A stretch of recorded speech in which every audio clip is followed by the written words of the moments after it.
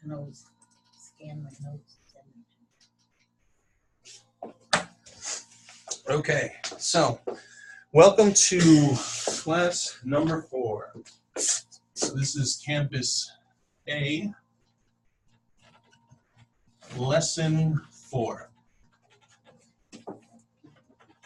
And today we're going to be talking about from love of others to the love of the Creator. So,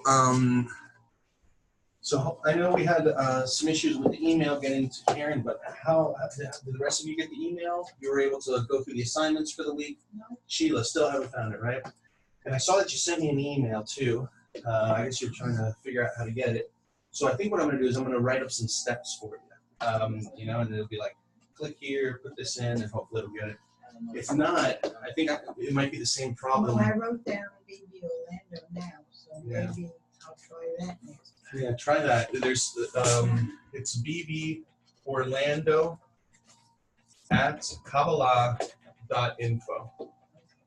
And so what I'll do is I might have to do the same thing for you as with Karen, that I'll have to figure out a forwarding system.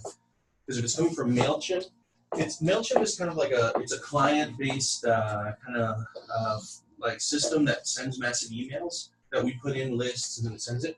And it looks really clean, it looks nice, it gives you all these abilities to put videos in and pictures and stuff. It's really sharp. But sometimes email providers can see it as spam or other stuff, and so you can reject them. It can, yeah, exactly. So it noticed that maybe you weren't the best person to receive emails. So it's like, who's this lady? Let's not get it linked there. I'm just kidding. It was some technical. And what should we expect it from? Huh? What should we expect it From this, from BB Orlando at Kabbalah. Yeah, Get it? All right. So, So, and I don't think I did. no.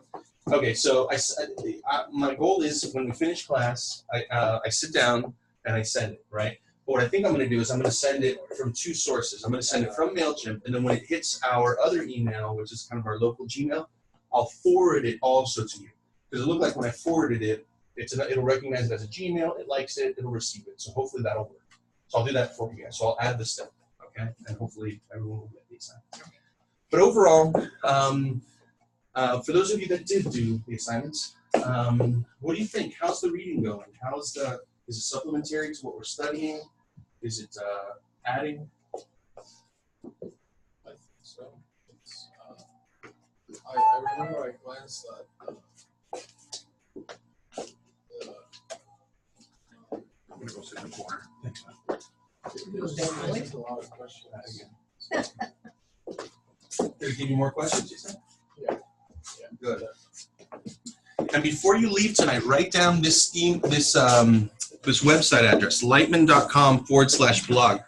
I know I gave it to you like right at the end of last week, so maybe you didn't jot it down, but that's the portal that our teacher has, Rob Michael Lightman, where you can literally ask anything or put in any question or any topic, and the answer will show up. Okay? So I know there was questions about the concealment that we had. Why is the Creator concealed? Today we'll talk a little bit more about that. And I went back and I kind of searched for those things. And the answers were stellar. I mean, they're amazing because they're from our teacher, a real Kabbalist who can provide really amazing insights. And it's not just like one article on the subject. You see a whole list of them. So you can fish through them and see which one you like. Especially about the gematria also, we talked about that. All that's there. So if you notice, my hands are painted. I'm still working on my house. Man, so we're doing a lot of work. We're removing popcorn, rebuilding walls, rebuilding floors. We're rebuilding the kitchen, move some walls around. And man, my wife wants it to be over. She's staying at her mother's house. And the kids are over there too, and so it's kind of like our family's like displaced, right? So she arrives in the mornings, and and she takes my son to school. She has to drive like even further to take him because they live in Sanford. And then she comes right afterwards, and she walks in like, so what's the progress? Where are we at? How come you didn't do more than you could have done? And we're literally working from like 8 in the morning till midnight every day. And I'm practically falling over from exhaustion. But yesterday I couldn't take it anymore. And all the workers were like, we needed a day for some things to dry and all this stuff, so they weren't there. And she had to go look for granite tops and all this stuff. So I just like, my body couldn't take it anymore and I was out. I slept some odd, it's really rare for me. I slept some odd like 16 hours or something like that. But I totally needed it. Like I was just done. And but then today we picked up the work again and we're moving. But we're almost there. Almost. So You got 10. huh? Did you get 10? That's the color of that's the color both of red from talking about my personal life, which I don't tend to do because I'm opening up to you, and so it's a mixture of that plus all the hard work I put into it, and or if I was really clever, I'd say something like, "Oh, it's the light that reforms that's it's giving me that glow." Okay, so what did we say last week? We said that preparation is everything and it's important, okay? So we're gonna start with preparation clip from Rav, okay? We're gonna watch it and we're gonna really ask ourselves, what was the question we were asking ourselves last week? Do you remember? What is my intention? It's gonna be kind of the pace for tonight again, because inside of everything that you're doing, there needs to be some internal movement, something that you're doing inside of you. So ask yourself that question. What is my intention as we continue through tonight? I have it over here.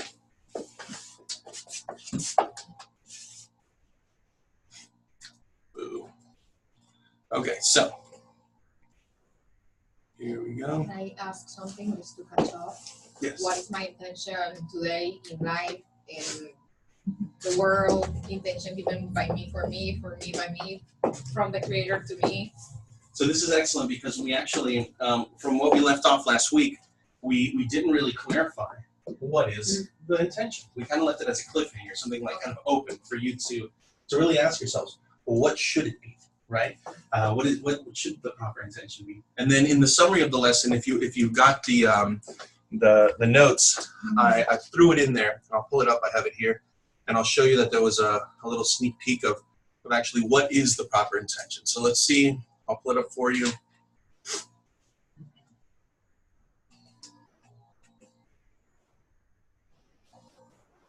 Because you're right. Ultimately, you wanna if you're trying to hold some sort of intention, it's vague to understand what exactly are we doing or what am I holding. But I put the summary. Okay, so the summary of last week's lesson was authentic Kabbalistic books only talk about the spiritual world, not our world, even though we can't understand them yet. When we read them together, we draw a force upon us that adapts our desire from reception to bestowal. And so I didn't actually put it like I said I was, but or I did rather. But ultimately, the right intention one would ask himself is, what is my relation to the Creator? How am I even relating to Him? Am I even thinking of Creator? Right? Am I even trying? And then that would have put you in a situation this whole week if you were asking yourself, kind of, what's my intention? Who am I relating to? What am I doing? Where today we clarify that fact. Because today we're going to talk about, well, where is Creator? And how do I know if my intention is towards Him or not towards Him? And so with that, let's watch this clip. This will be like the tone we'll set for the lesson today. And then we'll go more into that location, locating the Creator. One question about the sentence that you did just right now.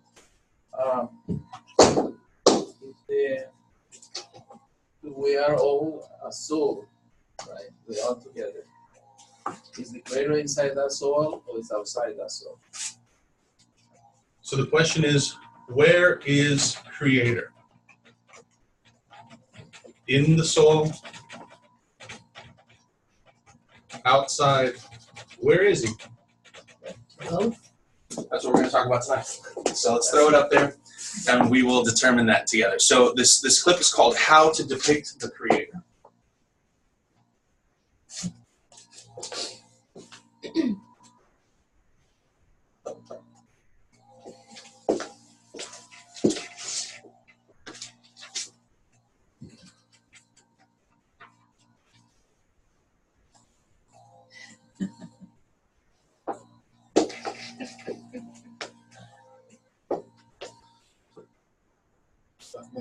Those little slide things are looking real good now. Right? There's There it is. Oh, there you go. The Creator as the I'll start it over here. and not according to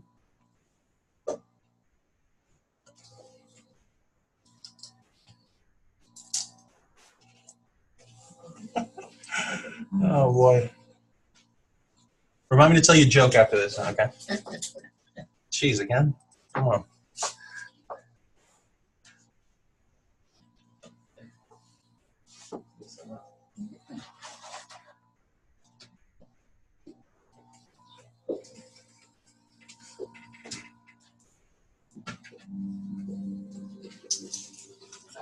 we need to depict the creator as the quality of the soul and not according to the way it seems to people that it's some image or a body, or I don't know how each person imagines himself. The quality of the soul which dwells between people, because we don't reveal him in any other way, and we can't talk in another way without an image or a body or any other imagination other than the quality.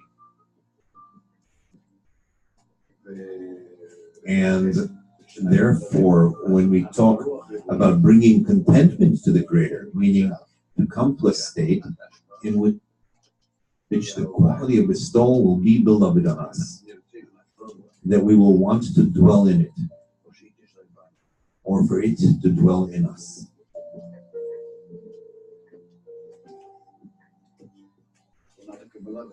The quality of reception and the quality of bestowal. That's what there is. All the things outside of that are already our imagination. That's the imagine. It's the imaginary world, is what he said there at the end. And so, what is the imaginary world? The imaginary world, I drew a line, is everything that's below the maxom, right? So this world is the imaginary world.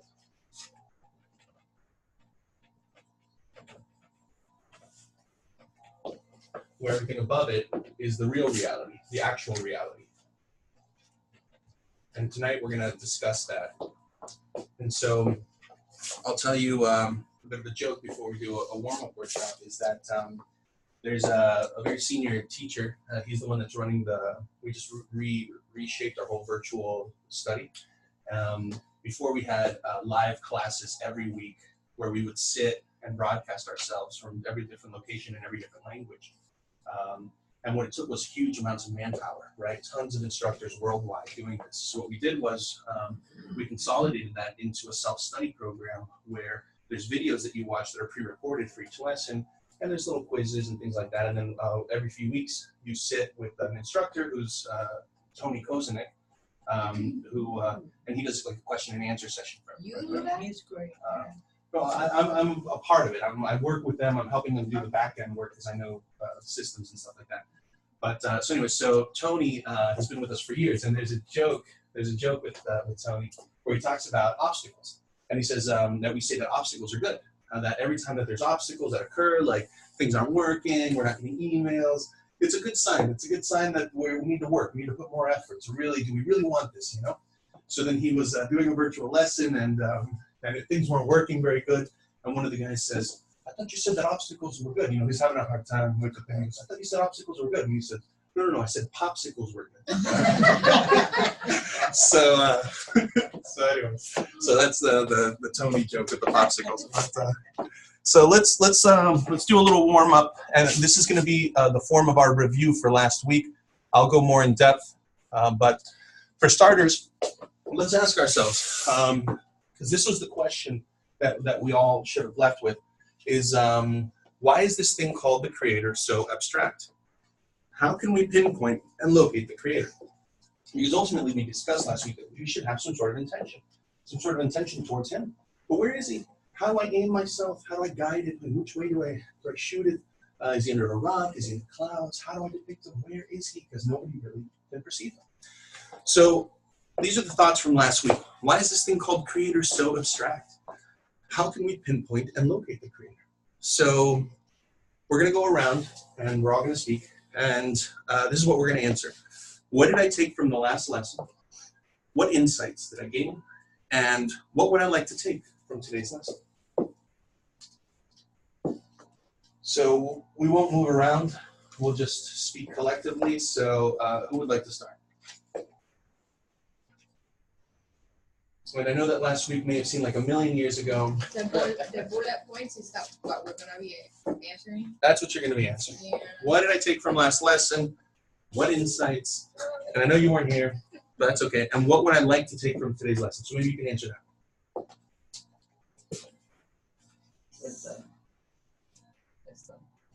Sure. Well, last we just learned about attention.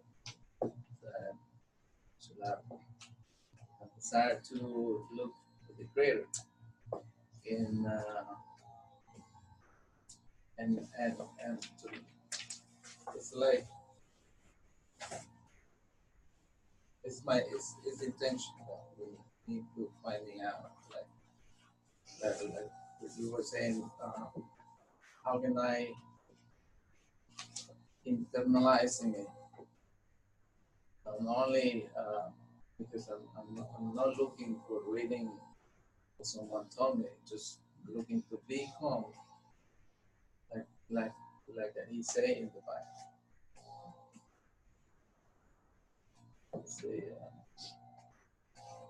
So the inside. The Creator. And what would you like to take from today's lesson? Today's lesson, I would like to know more about the Creator and the relationship between me and the Creator. Love. Yeah.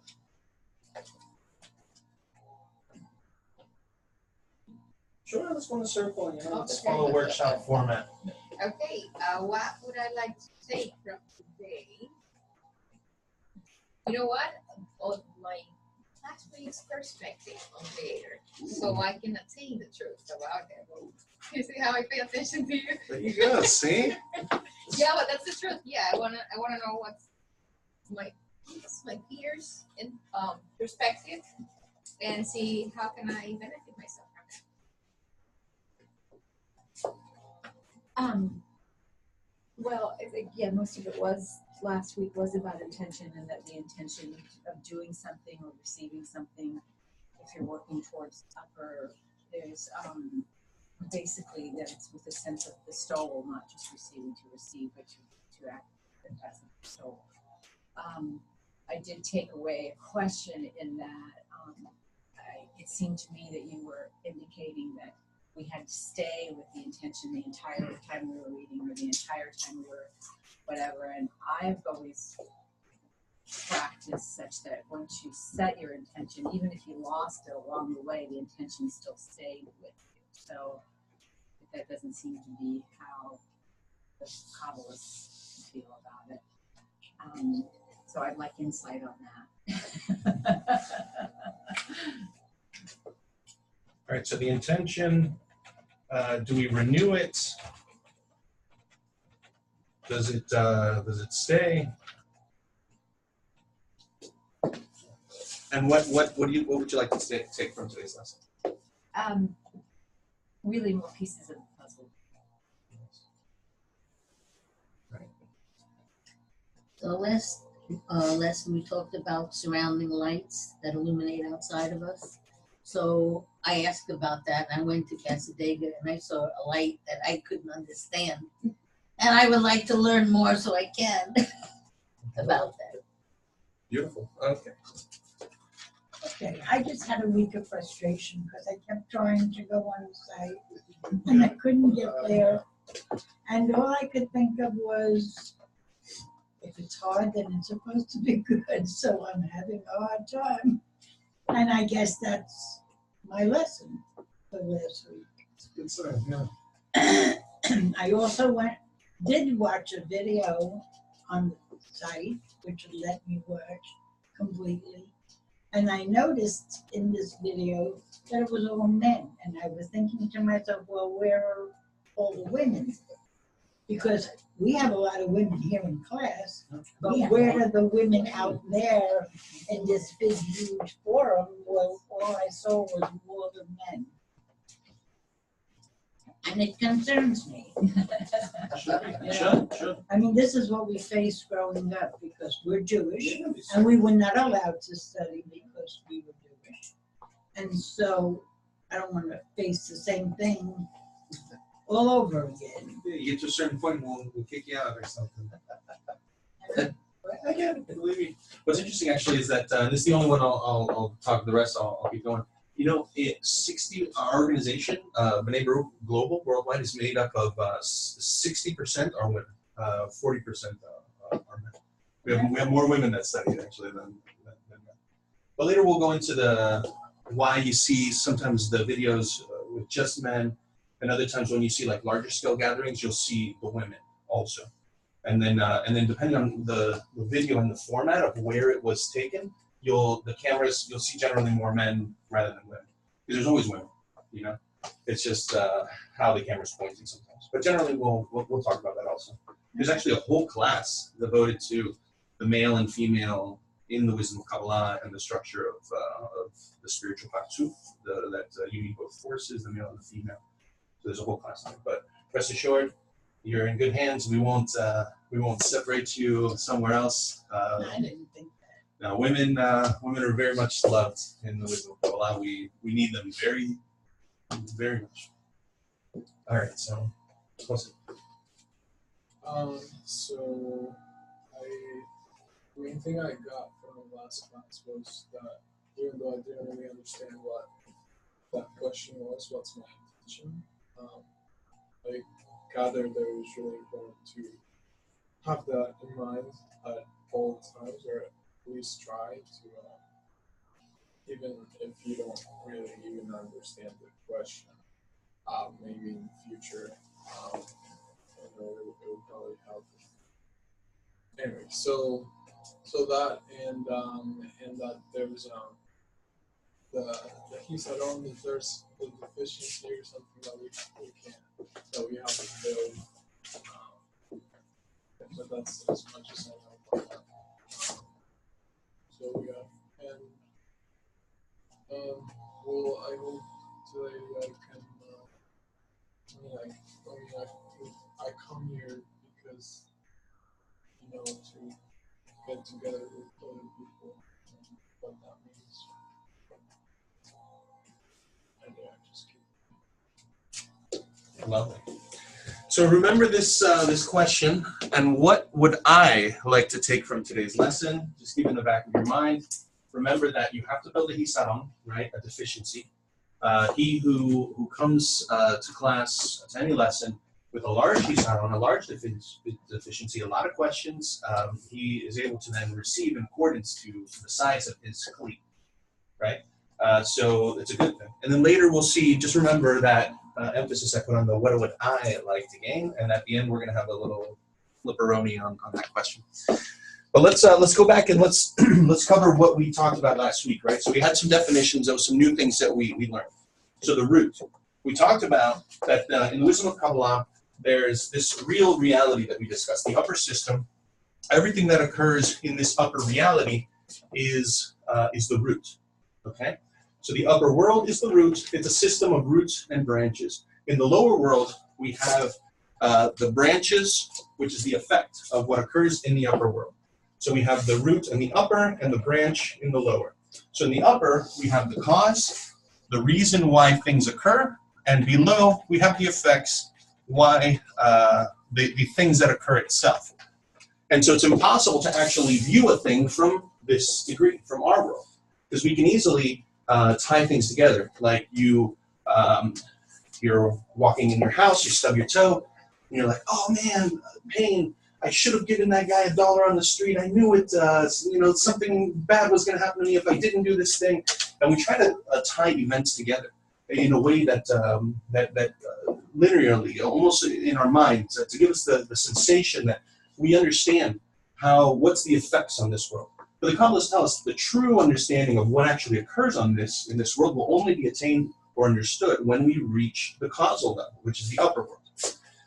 And then we discussed that the world of branches is the corporeal world. It's this world. It's the world in which all the effects occur, while the world of roots is the spiritual world. It's the upper world. That's where we see kind of code that's occurring, and below is kind of like the image that's being portrayed. It's kind of like in crochet, you have you knit, don't you? So you know that there's this one special one where you have the image on the front of it, and you kind of put the needle and the thread through it, but then it makes an image. But then when you flip it around, you have all the loose threads that are there. It's not crochet per se. What's it called? In Spanish, I have no idea. So Needle.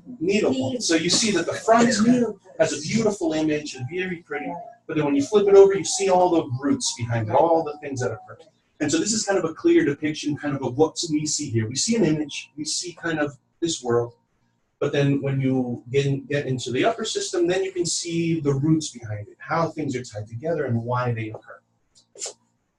So then there's the language of roots and branches, or the language of branches, and this is how the books are written. It's a language that describes the spiritual reality using the names of corporeal branches or corporeal things. That's why in the books that you'll read, it'll say things like a mountain or a person or a place. But there's actually, if you know the language of roots and branches, you can navigate the text and understand what's behind the text. Because at first glance, when you read it, your mind is naturally corporeal, so it'll corporealize the whole text, and it'll seem as some sort of historical place with people and things, describing stuff in this world, but it's actually written in a language that's only describing things that are happening in the upper world. But the Kabbalists, they couldn't describe what those things are, those sensations, in spiritual terms, because there's no words to describe that which is intangible. So they had to use words of this world in order to describe them. And so that brings us to what occurs when you actually approach the books with the right intention of wanting to understand what the authors wrote, but yet you don't understand it. But it's the desire to want to know what's behind the text, what's inside of the text, that what it does is it brings about something called the surrounding lights. And it's lights that illuminate outside us as long as we are not in the correct form. What's the correct form? In bestowal, we're not yet corrected, meaning we're not yet perceiving the upper reality. So there's lights that surround us that begin to work on us. As we approach the text, the study, the teacher, we begin to attract those lights that reform from the upper world. We begin to get closer to us. And because of our desire to want to open up the text and understand, we draw them. And it's like, and we'll talk about later tonight, it's because of the equivalency of form that we have. But then there's something else that is the light that reforms.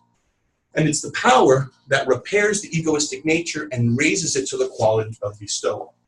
So there's surrounding lights, but then there's the light that reforms. It's the light that actually begins to work on that egoistic nature. I have intention, desire, I want to know what the book says, I want to know what the teacher says, I'm at class, I'm doing it. And this light that reforms comes and begins to reform me. It begins to make inner changes inside of me. Unbeknownst to me, I don't know what changes, I can't decide what it is, but it begins to change me overall, and it works on my internality. And it begins to give me the correct format, which ultimately is from egoism to bestowal. The Torah, it's the Pentateuch, the 5 books of Moses. We discussed this. What is the Torah? But we also said that the Torah, inside of it, has something called the correcting light, which is, it comes from the word ora, which is light in Hebrew. And if you have cool glasses, you can see the aura, like Karen was saying, that it's like it. But generally, you see that in the book itself, the desire, it's not just the book, it's the desire and your intention that activates the book. And then you can attract the light that reforms, the correcting light, and the surrounding lights around you. Later, we'll define, when we get into class 7 and 8, we begin to describe the different lights that there are. They're all actually the same light, but because you're relating to them differently, they appear as different or feel as different. And we'll go into those different lights, because there's still a few more other lights that we haven't discussed. Or Makif, there's Or Pnimin, or Choser, or Yashar. There's other ones. And we will discuss those further down. But for now, this was the definitions from last week. Okay? Can you leave it for just a moment? Yeah, sure. And we're going to watch a little clip. And we tried to sprinkle little fun clips that depict different things because everyone learns differently. And one of the cool styles that they do in Hebrew is that they do a lot of theater. They do a lot of fun things that kind of are theatrical that can depict concepts. What's with the face? I'm having a hard time writing this word. Pentateuch? Yeah. It's all the E's and everything in there. And so we have a little clip we just bring you that we're going to see. And in a little while, we're going to have 2 questions and answer sessions today, because again, it's very important that you have those questions so that we can be able to address them. And I do want to start addressing some of the questions using the blog if possible. I'm not going to do it in this class because it takes time to pull it up, type it in. But if you feel also when you leave class that you still have further questions throughout the week, go to that blog, put them in. You'll see that there's a lot there. And then what's cool is that on the left side, they have like all the different topics that are there, like women and different things like that. And you can just click on it and it'll give you articles and articles on the subject. All right, last words. Here we go.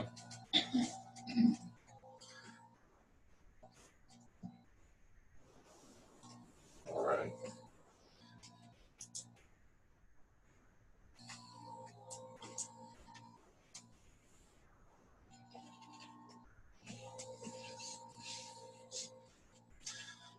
So this is depicting our relationship to Creator in a fun theater format.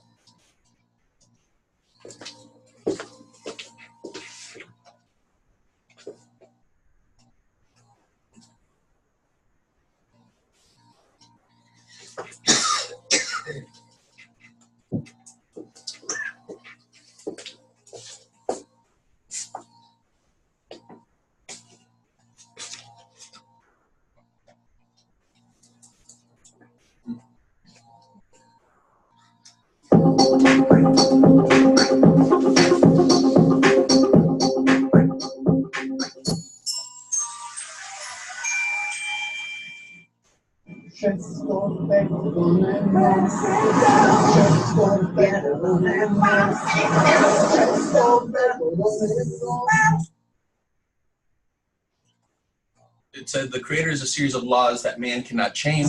It's like standing at a red light with a hand switch.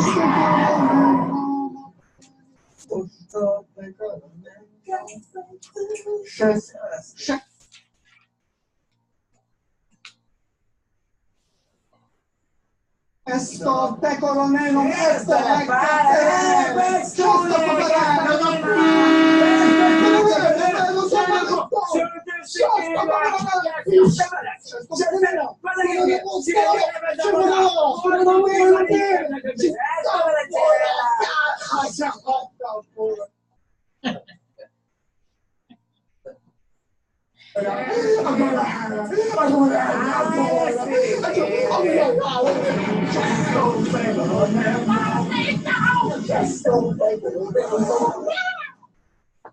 Yes. If you could read what it said the Creator doesn't change, but only man changes. So we're going to read something. We're going to jump right into reading. It's going to be on page 571, so you can start getting your books ready as I tell you this. And so what we see is that, what we had discussed is that the Creator is a series of laws that are unchanging. And we heard from the clip at the beginning from our teacher, Rav, that we should relate to the Creator in such a way.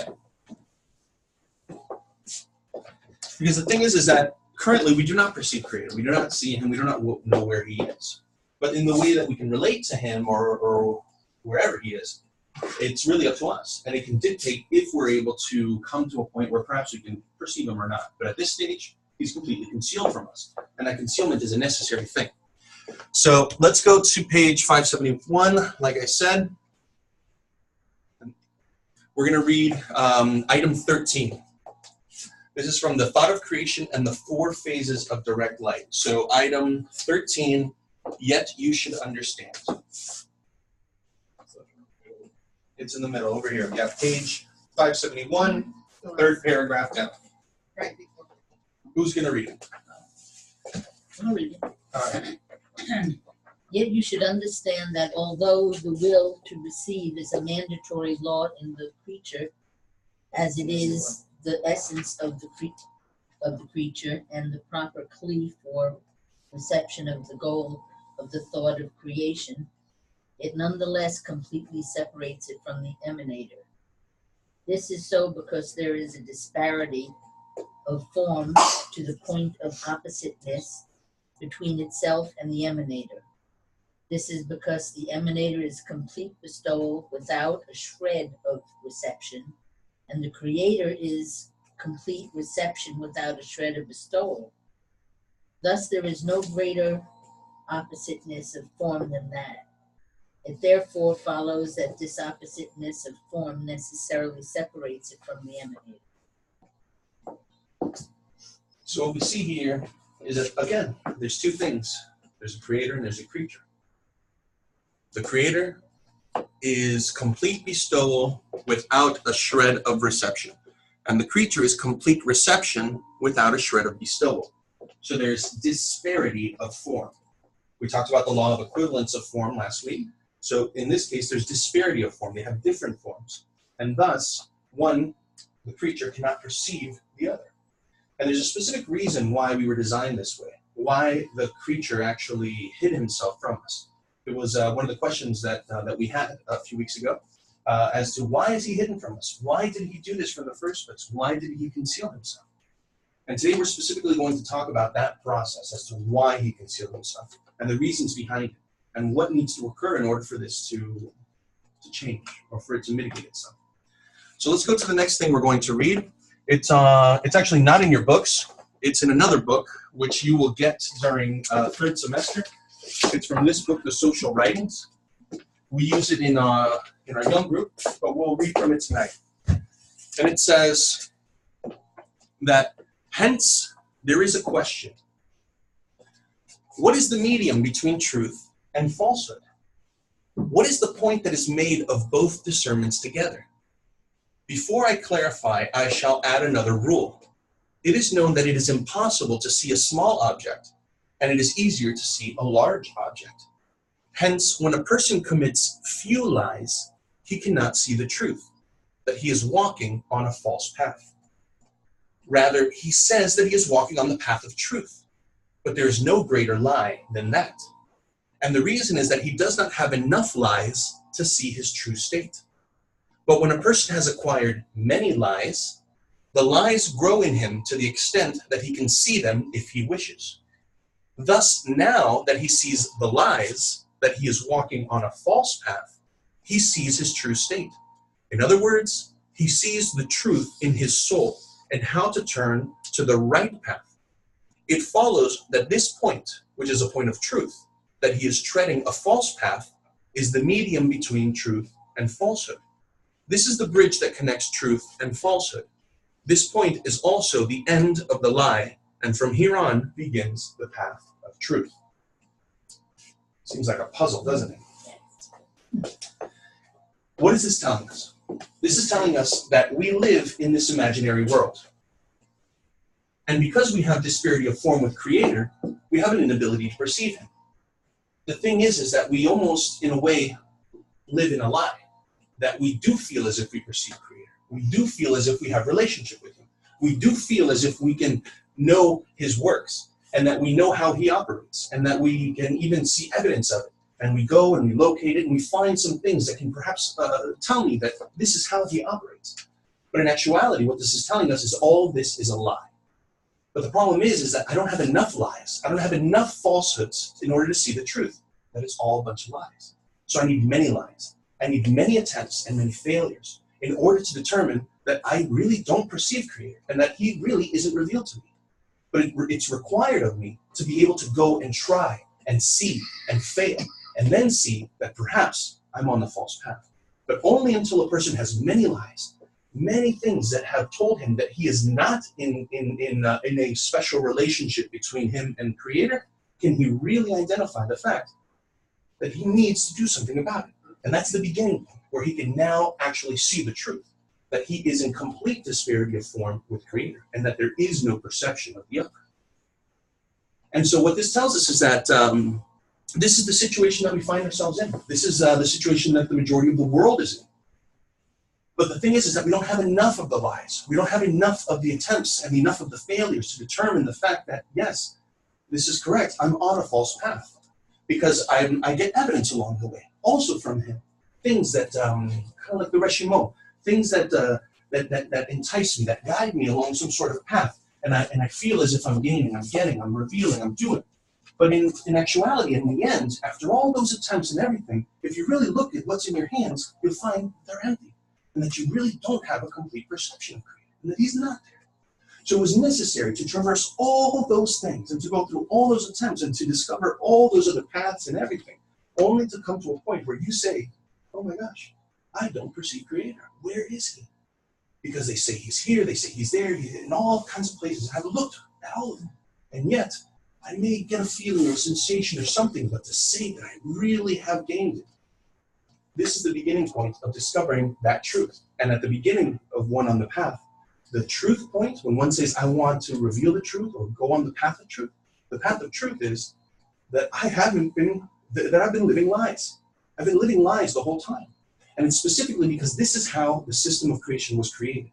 That the Creator concealed himself for one reason. And it was for you or us to discover the oppositeness, the falsehood, the sense that I am opposite to him, that I am complete reception, that I only want for myself. And I'm programmed this way. And only when a person reveals his true nature, his true, with honesty, in his heart and in his mind, and he understands this point, and for him it's revealed this way, that he sees that he is only for himself, and that as a result of this, he is opposite to Creator. He comes to this kind of monumental discovery where he says, you know what? I'm not one with Creator. I don't perceive him. I may feel at times that I do, and I may do things that may make me feel that I am, but to say that I hold him in my hands and I have him forever, I don't. And so it's a requirement, and this is specifically how Creator designed the system, was in order for us to develop all these lifetimes, all this period of development, of developing our desire to receive, in order to come to that point where we say, hey, I've discovered my nature. My nature is egoistic. It's evil in the sense that it only wants for itself. It doesn't want for anyone else. So egoistic that it wants to reveal also Creator. I want the most holiest thing that's possible. I want to discover all his appellations and his emanations, and I want that. And I'm entitled to it. And yes, the Kli, the creature, the way we were designed, the Kli of the creature was created as a receiver, as a place in order to reveal his abundance. And it was created opposite to him in order to discover Creator, and it's the place where we will discover him. But yet, a person cannot discover him unless he comes to the understanding that he is completely separated from him. Hey, my man. And you brought the book. Hey, and, sorry I'm late, man. Don't worry, you're just in the groove of things. Exactly. So only when a person has gone through. Yeah, we thought you were Cuba. I leave at 1 a.m. Woo! Good. You came to class. That's my man. That's good. That's good. So only when a person has discovered all the lies can he then come to a point where he sees the truth, that he's still as far from the Creator as east is from the west, and that something must occur. And at that point, he realizes that he requires something. He requires a remedy to this, and that's where the wisdom of Kabbalah comes in. So let's define something that we just went through, and we're gonna have questions pretty soon. Disparity of form. Disparity of form is opposite qualities. If Creator is bestowal, and like we read at the beginning, that he is complete bestowal and not a shred of reception, and creature is complete reception and not a shred of bestowal, we're opposite in form. And the way the spiritual world works is that if two things have the same qualities, they are the same thing. They get closer together. But at this stage, in the discovery of the creature, discovering Creator, he finds that he is completely opposite. And he has disparity of form, opposite qualities. And then there's a lie. What is the lie? The lie is a perception of reality from the quality of reception. So if I'm perceiving everything from the quality of reception, then I'm making for myself a beautiful lie. And it's wonderful, and it's a good one. And believe me, you talk to anyone, and their lives are so precious and beautiful. And it's very lovely. The things that everyone comes up with. And this is a hard pill to swallow in a way, because many people say, what do you mean? And look, this is what the Kabbalists tell us, that in order to really discover that you haven't discovered Creator, you must discover the lie. The lie is that everything is imaginary, in the sense that up until now, everything that has occurred was just Him calling you, bringing you to a state where you can see that you didn't have Him, but you were pursuing things that you wanted. He gave you those desires Himself. He wanted you to pursue this and pursue that. And it's different for everyone, what they pursue. But generally, at the end, you come to this beautiful lie that you see that everything that I'm perceiving, all of my reality up until now, is in the lenses of my ego. I am making the movie. Juan is designing it in a way that is beautiful for him. But then it tells us, well, what is the truth? The truth is the perception of reality from the quality of bestowal. Because as we said up until now, once I acquire the quality of bestowal, now I can see the truth. Now I can see what is true and what is a lie. But ultimately, like we just read, until a person has many lies, then he can discover the truth, which is that it's all lies. And that he needs to now do something in order to acquire the quality of bestowal, because we are separated from Him. And now your questions. So this knowing about the lie, is this a sort of believing and understanding, or is it an experience? You know, what is belief? Belief means that I believe in something. I even though I can't really see it or feel it or grab it or touch it, I believe that it is so. Usually, we believe things are so because we've heard from others that they're this way. In a way, we have to accept what they have seen or what they say, because we yet have not discovered. So the realization of the lie, that it's all lies up until now, is something that's very much realized in your mind and in your heart. It's something that you feel. You're honest with yourself. You say, because I can't do that for you, nor I'm just here to tell you what the Kabbalists say. I'm like the messenger. So really, the discovery is in you. Is it so or is it not? This is the laboratory. This is where we talk about these things. You're the scientist. Have I really attained Creator? Do I have some special relationship with Him? I don't know. You make that decision for yourself. But so the sensation of the realization of the lies is just that. A sensation, but it's not just like a feeling that is in belief, but rather, I'm honest with myself, you're right. After all these years, what proof do I have? What do I have in my hand?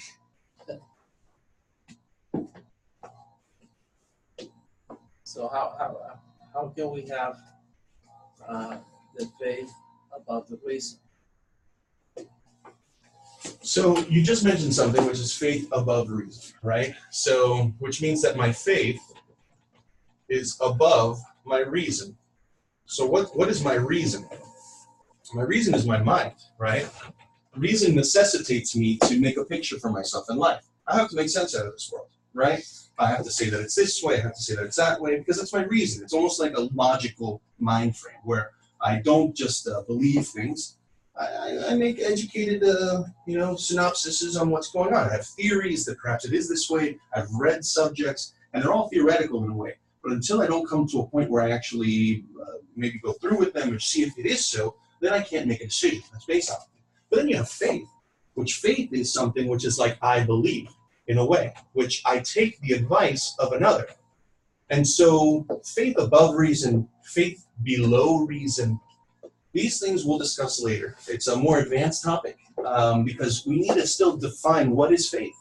The Kabbalists tell you that this is not faith, it's a science. You shouldn't believe a word I say, actually. You should, because you shouldn't believe a word I say.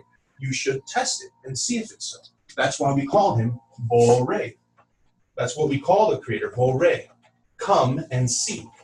Come and see that it's this way. The Kabbalists tell you that it's like this. They describe it for you and they tell you how to do it. Then you go and you test it. And then you see if it's so or not. And then your reason actually becomes above your faith, meaning that now you've tested it, you see it so, because you've come and you've seen, and you see that we discover Creator in this way by doing efforts and discovering, testing and seeing.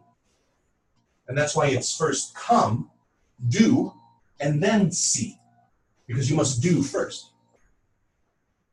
So how can you come and see if you are not using the mind?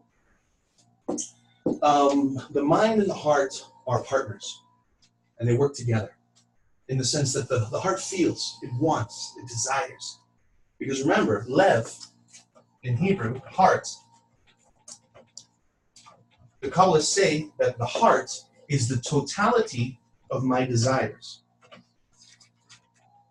There's only one out, but I couldn't erase it. Totality of my desires. Meaning, I'm hungry. I want a burger. That's what's on my heart. But my mind maybe tells me, hey, a burger's not that good for you. Maybe you should go for a salad. You know, you're trying to lose weight, this and that. And so it's this balance between mind and heart, where I can't be all heart in the sense that I'm just this like big emotional beast that it's just always feeling. I need the mind also to tell me logically if it's so or if it's not so. So I require both forces inside of me to work. Later we break down the road, where's mind, where's heart, all this stuff. But generally what we need to understand now is that I have to be able to come to this realization of the truth and the lie in both my heart and my mind. It needs to be kind of this completeness where my mind says, I don't know, you felt some stuff with your heart, but my mind says, but was it really greater, was it not? You decide, and you come to this kind of epic kind of balance between both the mind and the heart. So, no disrespect. That's a great start to a question. No disrespect, because I'm about to drop a bomb. No, I just, I mean, the actually the Foray.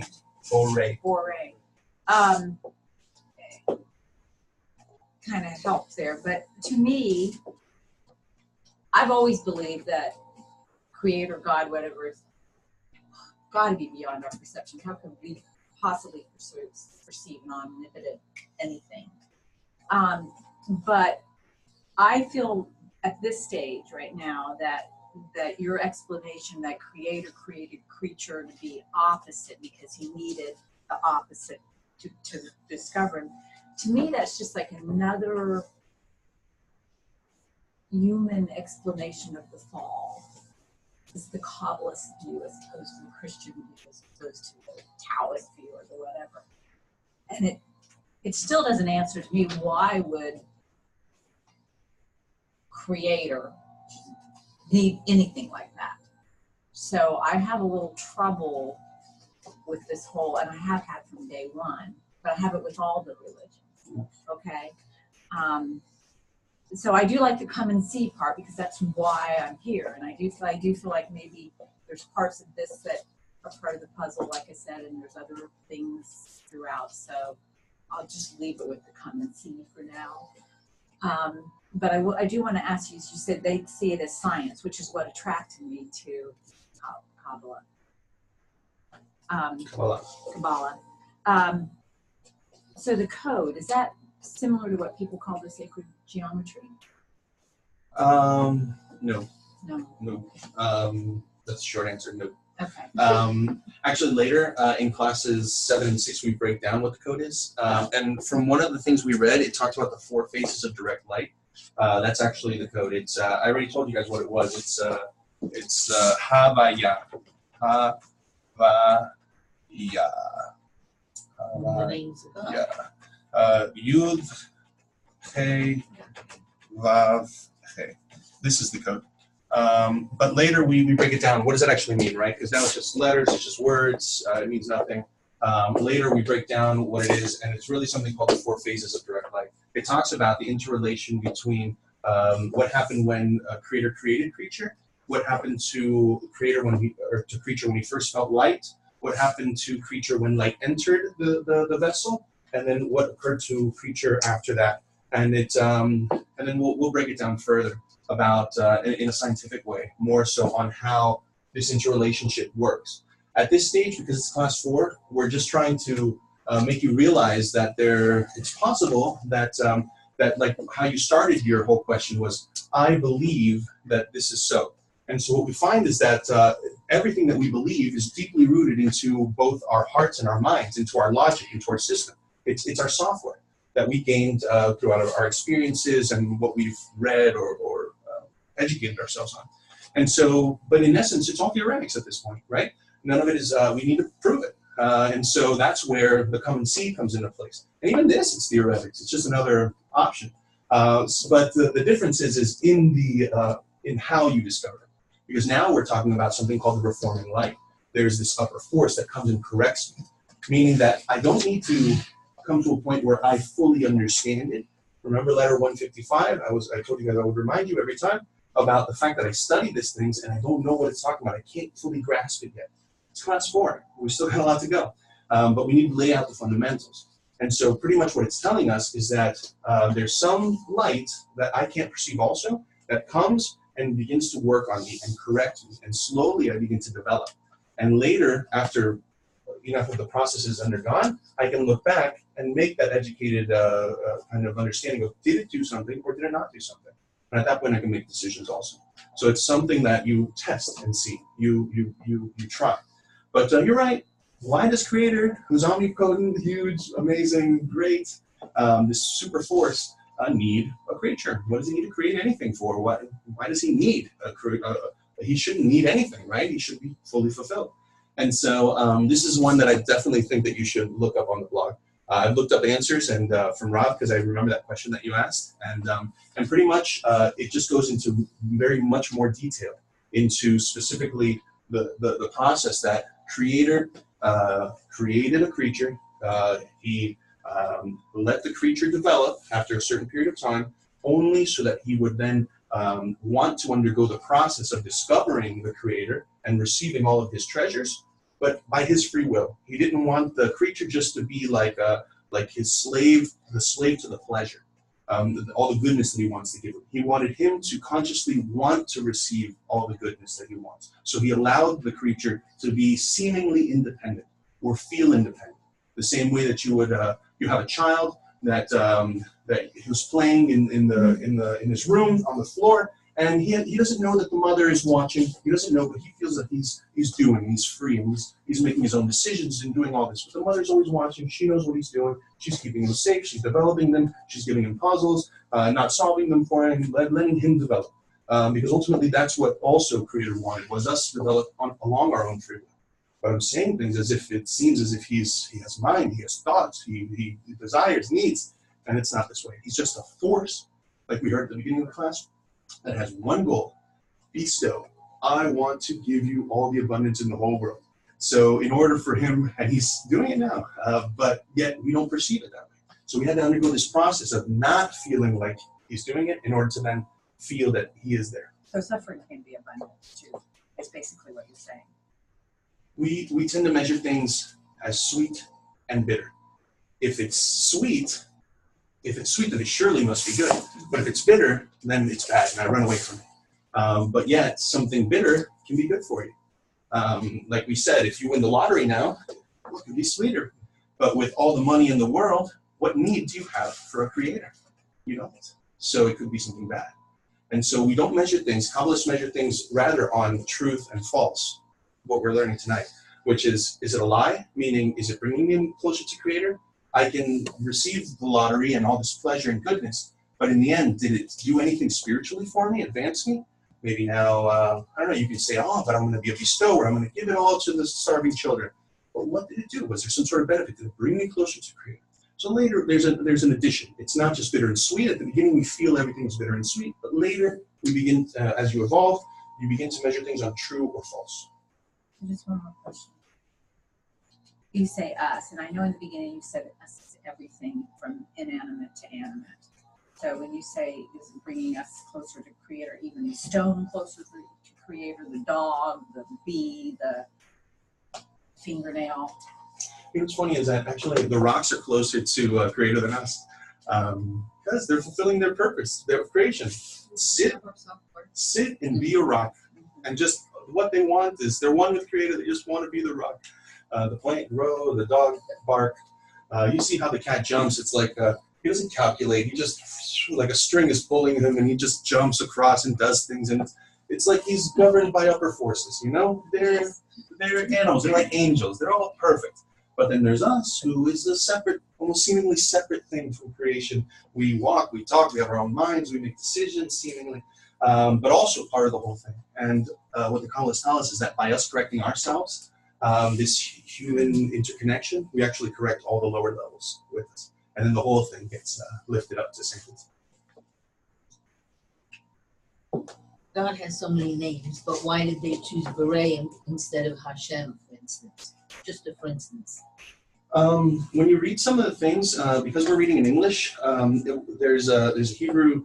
Everything in our lessons is in Hebrew, and if you actually manage to, above the translation, you can kind of put your ear to the Hebrew. You'll hear that they do say Hashem sometimes. But because we're in America, we call it Creator because it's the better translation.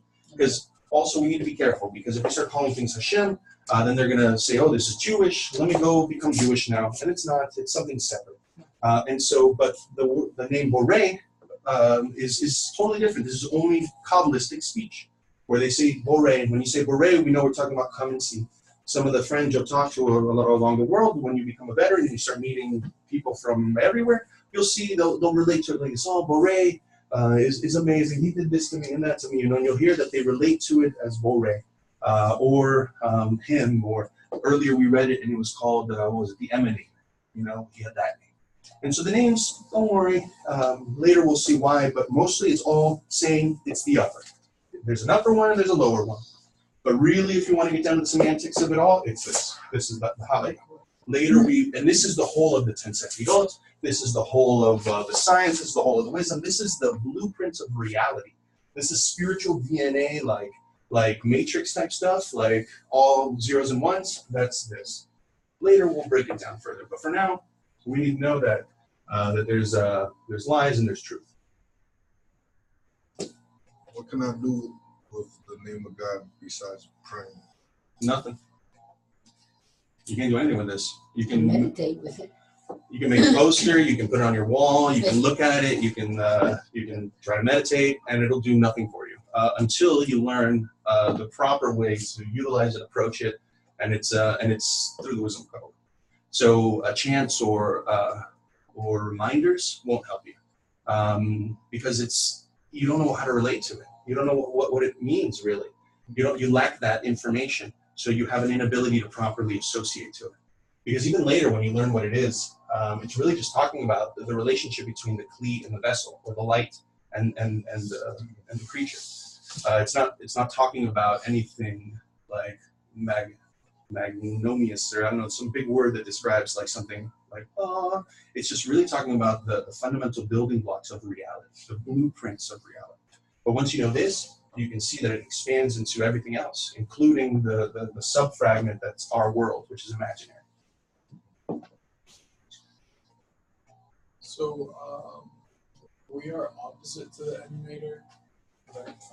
So does that mean that we have qualities of the Creator, or like not the same? Not yet. Yeah, not yet. How can we be opposite if we're in his image? Because when it's like an imprint, like a seal. So if you have Like the negative, like X-ray, right? everything is based off of plus and minus. And so we have like an imprint of Creator, and then there's a vessel that was created precisely to receive the exact abundance that he has. And so we were created in his image, meaning that we were created to receive it opposite him. So to go further, that we are in this process of discovering that we are opposite to him.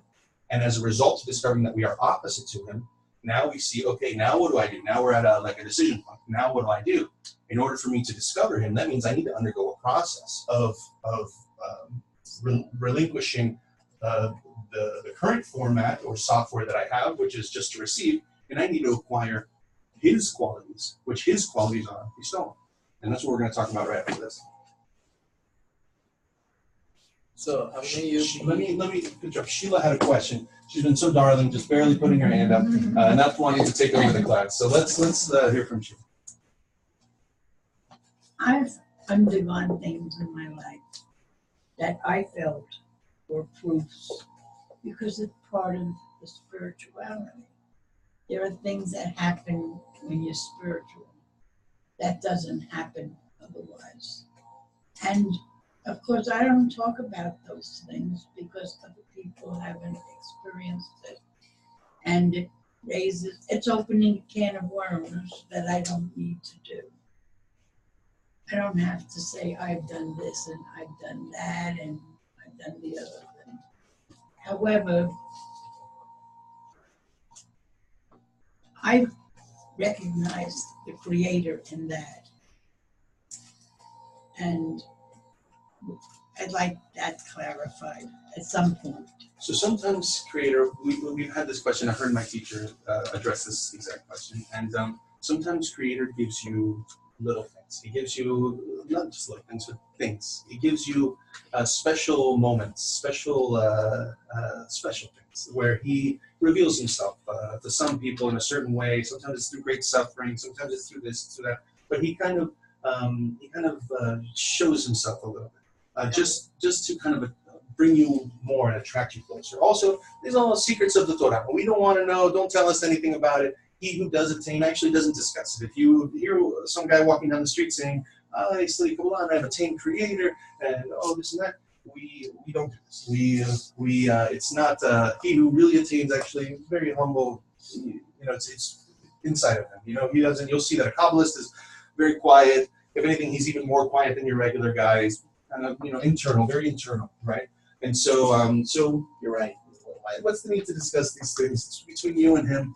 But let's just say that yes, sometimes there are these things, but we ultimately want it to be the complete revelation. We want the whole thing, and not just here and there. I want the whole shebang, And that's why a good, healthy, egoistic desire of I want will get us there. And that's why I'm here. Okay, one more. I saw Karen. Oh no, you had a question. I cut you off, and then we'll keep going. So how can we be aware this life that correct us? Do we do it through the mind or through the heart? The question is, how do I relate to the light that reflects? How to be aware? How to be aware? Yeah. Is it through the mind or the heart? You say the light penetrate and start correcting. Yeah. Can I be aware of that, and how? You can't, actually. That's what's amazing about this, and we're going to go into it a little bit deeper now, is precisely on this subject, is that we don't, in the wisdom of Kabbalah, we don't lay ourselves down on the table and examine ourselves and see what needs to be corrected and what doesn't need to be corrected. I undergo some sort of surgery on myself. We don't do this. Nor do we know how the light is working on us. That's up to him. Leave it up to the emanator. He's the one who's performing these tests. All I know is that, because that's his doings, I don't want to get involved with what he's doing. I just have a very kind of small area of work. My small area of work as a Kabbalist is to do what they tell me, like follow their advice. I come, I study. I try to find for myself an intention, to think of Creator, to want to discover what the Kabbalists tell me, and to eventually come to the quality of bestowal. Because as a result of that, I will attain Him. But as a result of doing that, there's a light that comes and works on me. And but what the light does and how it changes me, later we'll see how it all worked out. You will be the judge. A judge only has his eyes to see, so you'll look back and you'll be able to see what occurred. And Karen had one. I know. I want to. No, you're good. Okay. All right. Well, I just wanted to ask if completely just slipped my You didn't even open your book. You brought the book and you didn't write it down. Yeah, because it just popped in my head while you were talking. But As soon as you point at her, just about It left. Good. It was perfect. All right, let's keep going. It'll come back to you. Okay, here we go. So let's keep reading. So this is on page 264. This is from the article, Necessity to Practice Caution with the Laws of Nature. So let's see, page 264. Maybe you'll read for us. Since, I'll jog your memory. This is right at the beginning. The first paragraph into the second one. So paragraphs 1 and 2. Maybe Fredo, you'll read the first one, and Karen will read the second one, please. right here, recently. No. Necessity to practice caution with the laws of nature. We can all plainly see that human Hang on 1 second. Are we all there? Yeah, we're all there. Page 264. All right, speak loudly so we can all hear it. We can all plainly see that human species must lead a social life, meaning it cannot exist and sustain itself without the help of others. Therefore, imagine an event where one retires from society to a desolate location, who lives there a life of misery and great pain due to his inability to provide for his needs. That person would have no right to complain about providence or his fate. And if that person were to do that, meaning to complain and curse his bitter fate, he would only be displaying his stupidity. This is because while Providence has prepared him for a comfortable, desirable place in society, he has no justification to retire from it to a desolate place. Such a person must not be pitied, since he is going against the nature of creation. And since he has the option to live as Providence has ordered him, he should not be pitied. That sentence is agreed upon by all of humanity without dispute. So what we see is that after all this, we find ourselves in a place of, well, then I must adopt a different way of looking at things. I must adopt a new method in order to be able to reveal Creator. Because my previous methods of trying to aim myself directly to Him were futile. Because for starters, I don't know where He is and I can't find Him. He's somewhere. So I need to adopt a new standard. And what is that new standard? The Kabbalists here tell us that we were built as one soul. We were built as social animals. And so one can fool himself. He can live a lie thinking that he, well, let me put this lowercase, that he loves Creator. A person can live in a lie that he loves Creator and that he directs himself towards Him. He's always thinking of Him. He's always working somehow towards Him. And he can live in this sort of imagination. But the Kabbalists tell us that in an area where you cannot imagine, or that you can actually work on irrefutably and determine if it's accurate or not, is not by loving a Creator that I cannot perceive, but rather loving others. So the fact that I must be in a society, that I must work in a group, a Kabbalistic group, with others, and I must love them, we come to a new law.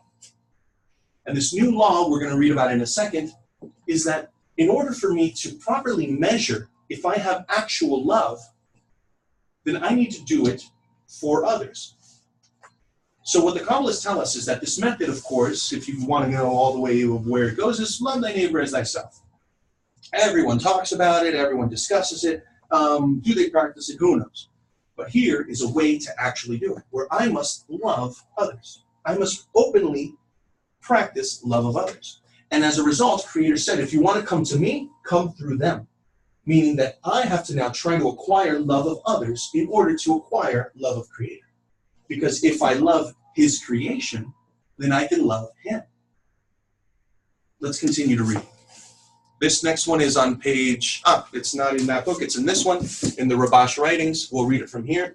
It says, we should know that there is a virtue to love of friends. One cannot deceive himself and say that he loves the friends, if in fact he doesn't love them.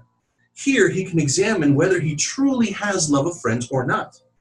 But with love of Creator, one cannot examine oneself as to whether his intention is the love of the Creator, meaning that he wants to bestow upon the Creator, or his desire is to receive in order to receive. So that's where we begin to enter into this next phase, where in order for us to acquire love of Creator, We must acquire love of his creation. We must love others. But it's impossible to do this outside of a Kabbalistic group. Look, I love my children, I love my husband, I love Chipotle, I love many things.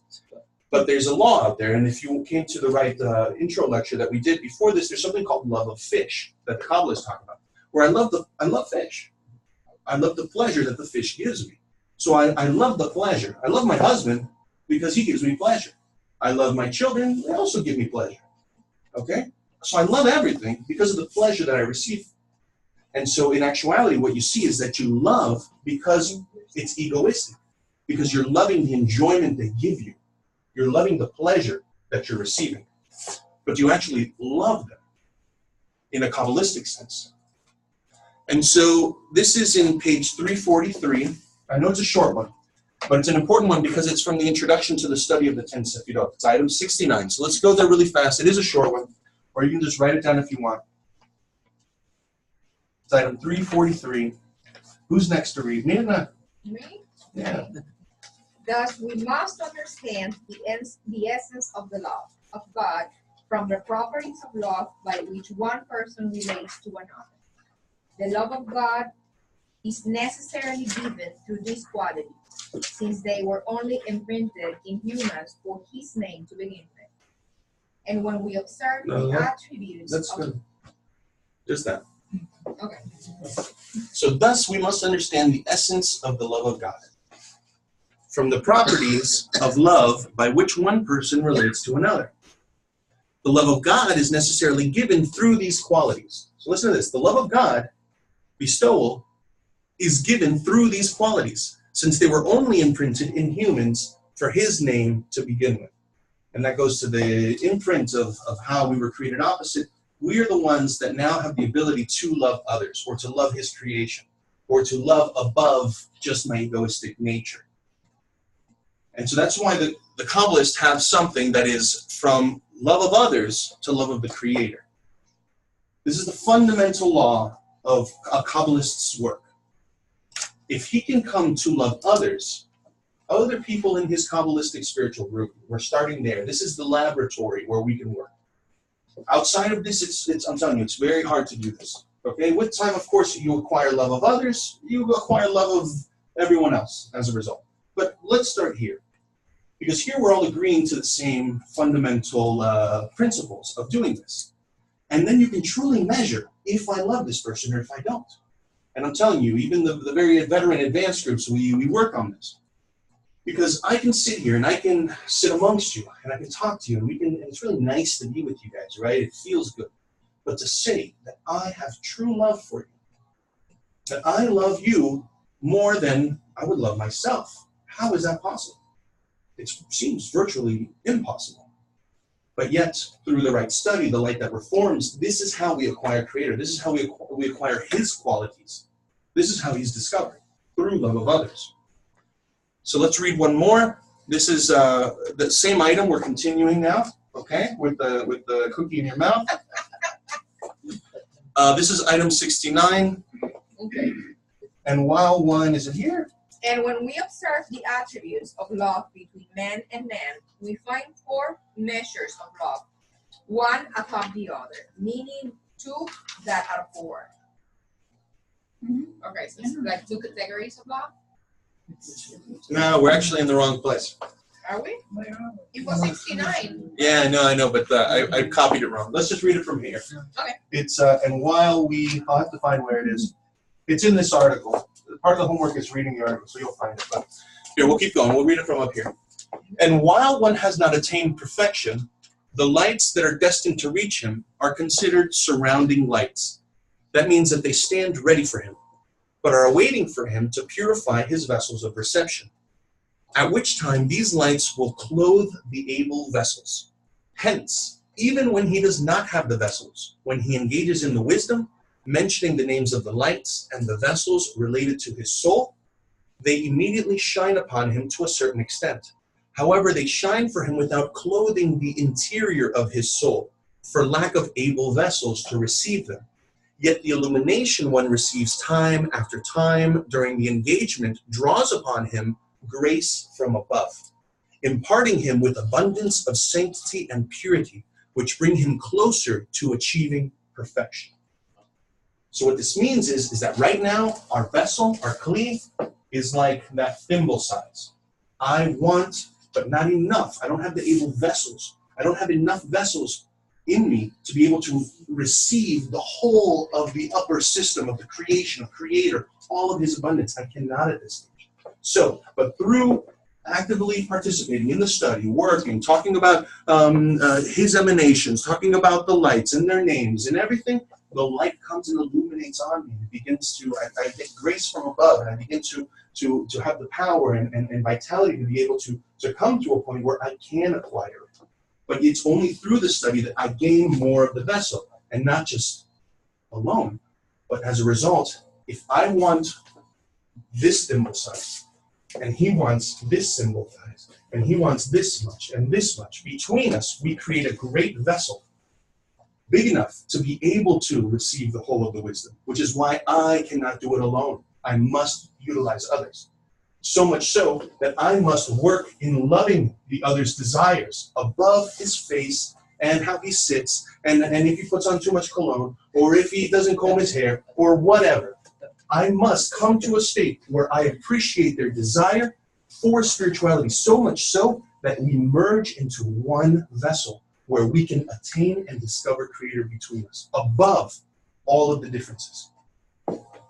And this is why we have this law of, if you want to come to Creator and reveal Creator, you must love others. So let's define some things. One, what is love? Bestowal. To give without any desire for myself. Raphael brought you these beautiful cookies from his house that his wife made. I think they're afraid of me. And he wants you to enjoy this pleasure of these cookies that his wife cooked without any desire for himself. What does he want in return? Just to see you enjoy. He's also receiving, but his intention is above it as much as possible. He's giving to the others. He's trying to find ways to love you, to melt into you, into your heart. He's making actions of love. Okay, later in semester, in like class 10, 11, when we get to this book, we'll see to what extent and in what format we do that amongst each other. But for now, we know that it exists.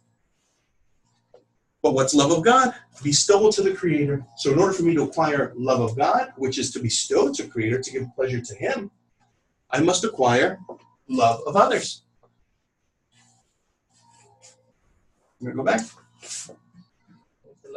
The last one was bestowal to the Creator. Love of God is bestowal to the Creator. Which comes from love of others. Which comes from love of others. Because if I can love someone else above myself, then that is bestowal. It's outside of myself. It's not reception anymore. Now it's actual bestowal. And who has bestowal? Creator. It's His qualities. I acquire His qualities. Boom, I perceive Him. Very simple mathematical kind of model here. Not the Q&A. Yeah, we can have it. All right, so my question is, what's the Kabbalistic perspective of sympathy? Of what? Sympathy.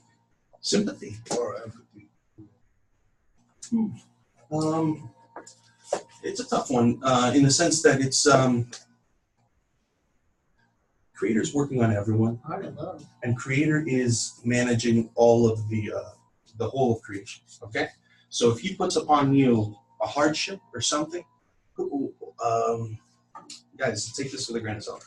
Why should I be sympathetic towards you? This is what Creator put upon you. Now, of course, if I have pity upon you, let's say we're in an equal group of Kabbalists here together, and you come to the group and you spill on us all of the hardships that Creator has put you through, and then now all of a sudden I have pity on you, and then in my eyes you become lower because look at him, Creator's putting all these things, and he doesn't have the ability to see his Creator, and all of a sudden the way I view you lowers, to an extent that we're not equal anymore. So pity actually ends up being, or sympathy, or even empathy can be something negative in a way, where it can detach us. But also empathetic in the sense that I feel your desire. I know what you want. I know above all that garbage, and even within me, You still come, you still spill the garbage, and it's okay. And I still above it manage internally within me to empathize with you and say, man, this guy is a real warrior of creator. Look how he's working, how hard above all these obstacles, and he really still coming to class and he wants to reveal creator. That's a whole different model. Now I'm connecting equally with you. I see you as strong and powerful. I raise you up before my eyes. And this whole up and down and how I relate to you is in this book, and we will get to it in like 5 classes from now. Intention. That's my intention. When I relate to others, how do I relate to you? Am I greater than you? I'm bigger. Hey, I've studied a lot of things you don't know. What? So now I'm above you. Now we can't be equal. Now we can't connect. We must find a place where we're equal. This love of others, if you're saying that I love you above myself, does that mean you sacrifice yourself for them? Excellent question. What happens to the I? What happens to the me when I begin to love others? I love someone so much that it's almost like I disappear. What's going to happen to me? This is terrifying. And believe me, the ego also has his own arguments against it. He'll agree to this path and to where you're heading because they promise you the glory of the kingdom of heaven. But all of a sudden, he has to become little, and everyone above, hey, I didn't agree to this. And then there's an internal battle which occurs. But ultimately, the beauty of it is that a person doesn't lose himself, actually. You merge equally with everyone. Again, later we talk about the format, in which ways. Everyone has to be a certain format. But ultimately, you don't disappear. You remain individual. Because the fact that I love like my child is that I don't want him to be like me and to do everything I want because that's how I want him to do it, because I know better. But rather, I want him to want what he wants, and I want him to develop his way and to just grow, and I want to see him grow and develop, and I want to love him with how he wants, meaning that I love his desire for what he wants. You probably would sacrifice yourself for your child. Of course. But this sacrifice, later, there's more to it, right? There's, I'll just throw out a word, it won't mean anything right now, but it's nakshon. It's a kind of cool word, it's one of my favorite words. Nakshon. Nakshon, there's an S here, H, I butchered it. It's not Marson, it's Nakshon. Let's just say it's where you're standing like Moses at the sea, and it's not opening for you, and you have to go all the way into the sea until the thing's about to drown you. True unknowing and understanding that with everything that's inside you, that it will part and it will open. To what extent am I willing to dive into the water to not sacrifice, but rather lose myself in the merging of what's happening between us? To what extent can I not shut off or turn off, but really equalize where there's no more me, but rather us? And it's not my thoughts or his thoughts, but our thoughts and our feelings. To what extent can I properly mold and meld? It's not a sacrifice. It's a losing. It's a gaining through melding, like this. It's a different sensation. But also, one has to come to that point, the nakshon, where he's willing to dive in and just lose himself in the sea, and then it opens. Gain through melding. Gain through melding. Let's meld. Let's meld our desires together. I want to know what the Kabbalistic perspective was on meditation. Like, does that have any purpose besides relaxation? No. Nothing? No. I had a question about the language of branches and roots. Yeah. Branches. It said that to understand it, that you have to first know about the upper roots. And so, what is that like? Have you done any studying of the upper roots? Not yet. Not yet. In classes like 7 and 8, when we start going through the 10 sfirot, like this stuff over here, the Havaya, the 4 phases of direct light, and then we start drawing the upper system, then we're going to start talking about roots, what's going on above. And even then, yeah, we can draw out the whole upper world and all the worlds and all the in-betweens and everything that's there. That still doesn't enter into the cause of anything. It's just for you to know what it looks like and what what the creature undergoes when he penetrates and begins to navigate. And later with time, and mostly you'll gain it from our teacher, you'll see more of the roots behind things, and he'll explain it in depth. And even then, we don't go into things unless it's related to what we're talking about now in our current state. We don't veer off too much onto what we discuss. But yes, you'll gain it mostly from our teacher. When you're good in advance and you graduate our fine class, you will study with the big boys, and yeah, you'll get all that stuff. Is that Lightman? It's Lightman, yeah. Big boys and girls, I should have said. Yes. Yeah, right now we're given little cards, little toys to play with, and so we can figure out how it works and how it navigates and how it's figuring it out. And then later we're given larger things to play with, larger, because we can handle it. We can count more. Yeah, but then we're given this and that, and then you'll see that before you know it, who's operating the machine. There's more that goes on, and it's more advanced things that occur as you grow and develop, and your perspective and your perception begins to expand. Did you? No, I'm good. There was one thing that I read that I really didn't understand. It said it was something about the multiplicity of parts of things. It said, well, interchangeable connections. I don't know if I would understand if you try to explain, but if I don't know. That's later stuff, but just I kind of give you like a brief one. What's Partsuf? Partsuf is a spiritual Partsuf, meaning it's already a kli with the right intention, right? It's already a vessel or a creature that has the ability to bestow, okay? And now Partsufim is plural, so there's plural Partsufim, right? Spiritual Partsufim, so there's more of them, okay? Then the multiplicity of them means that there's many of them, okay? The fact that they're interchangeable. Also, we go further into that later, especially in the advanced classes, that there's no difference in the spiritual Partsufim between us. We're all one kind of network, interchangeable. Just because I look this way and I'm programmed this way with mind and heart and physical attributes means there's no distinction between anyone. And especially in male and female, there's no genders in the soul. Okay, so which means that they're like diodes. When you connect to another person, my male connects to your female. Okay, your female connects to my male. We're like diodes that we interconnect. So our spiritual Partsuf interconnect in this way, meaning that we're just one soul, one interconnected soul.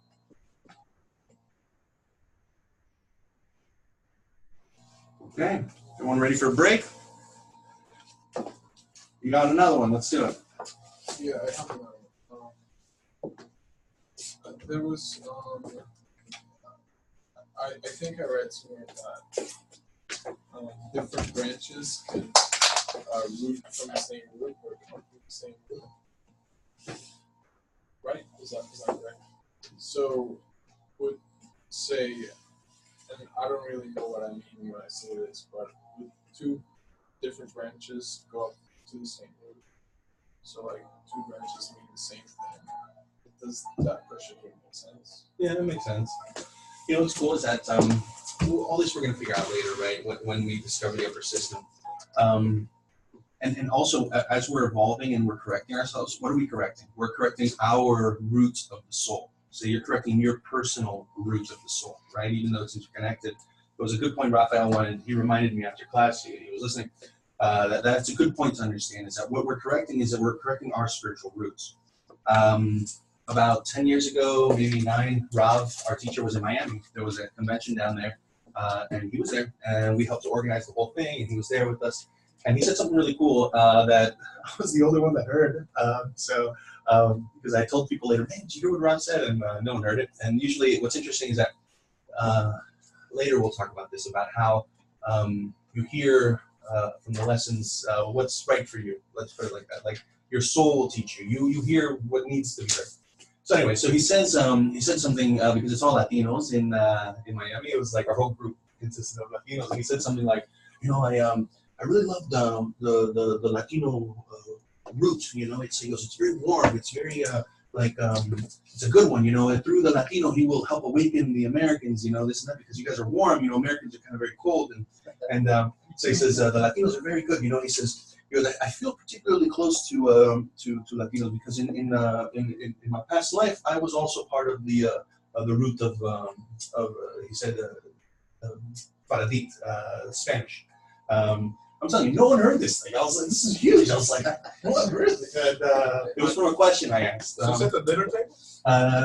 It was, you know, he was talking, and JP was there, and I walked up, and I just asked a question like this, and then JP asked a question, and then afterwards I was so excited I gave JP a high five. I was like, man, but I'm telling you, nobody heard it, and so he said this, and I even tried to go back and find the recording of it. But you know how bad our technical stuff was back then. We couldn't even get the recording out of it. So, but anyway, so point is this. We all have roots to our souls.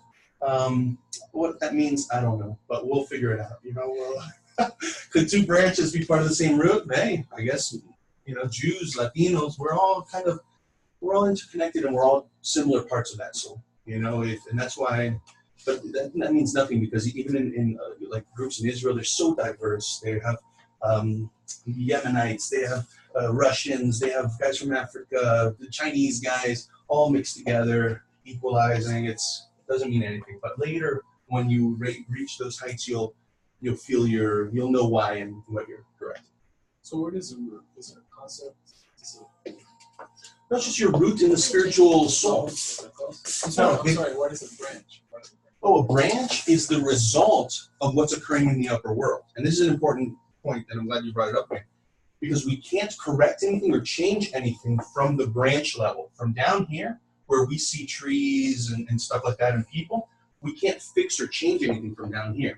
It's omnidirectional. It's one direction, meaning that we can only change or things only occur as a result of the upper system, what's happening above it, on the causal level. So even down here, we think we're going to do something or change something.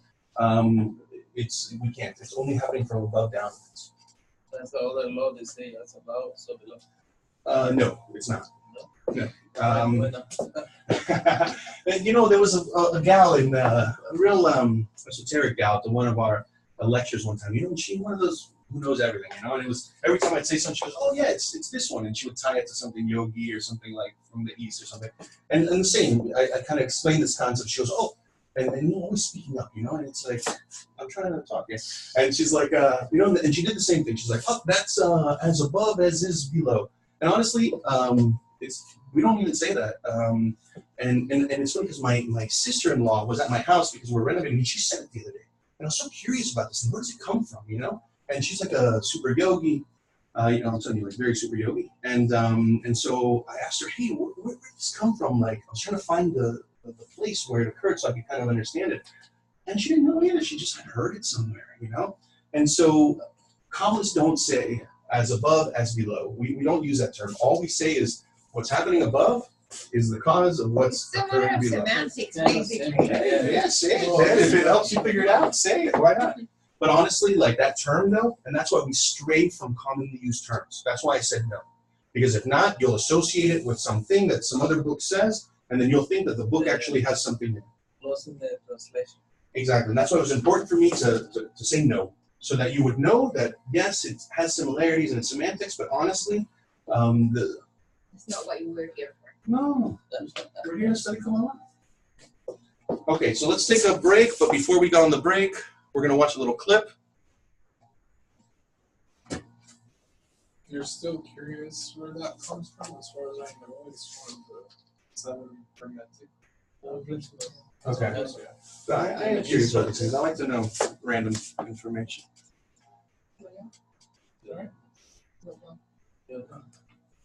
You know what else?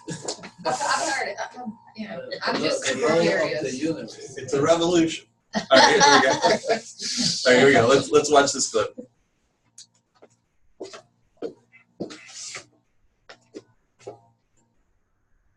Around us, one law operates. The law of love. Everything operates and is managed accordingly. Everything but man. Man is surrounded by a shell called ego, He lives in it and thinks only about himself. But if in the past one could still live in such a manner, today we can't. The ego has reached its highest level, and it threatens all the population of Earth. All the suffering in our world, the hurricanes, wars, disease, the crisis in the banks. Its goal is to push us, humans, to exit our egoistic shell and live according to the laws of love instead of hatred. To make us, because if not, we won't want to do this. Can we prevent this suffering? Certainly. We just need to begin and want to unite on our own. No, it won't help us to just hold hands. Nothing will change if a few egoists will cooperate. We need to unite in our hearts. And for the sake of that, we need to begin to correct our egoism even before other blows come. How do we do this? This is exactly what the wisdom of Kabbalah explains.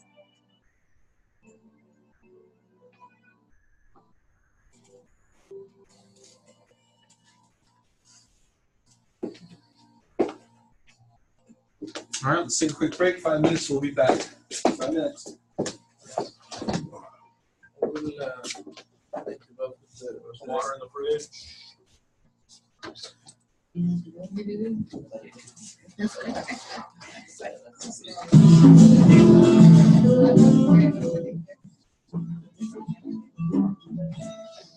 Like any more coffee or?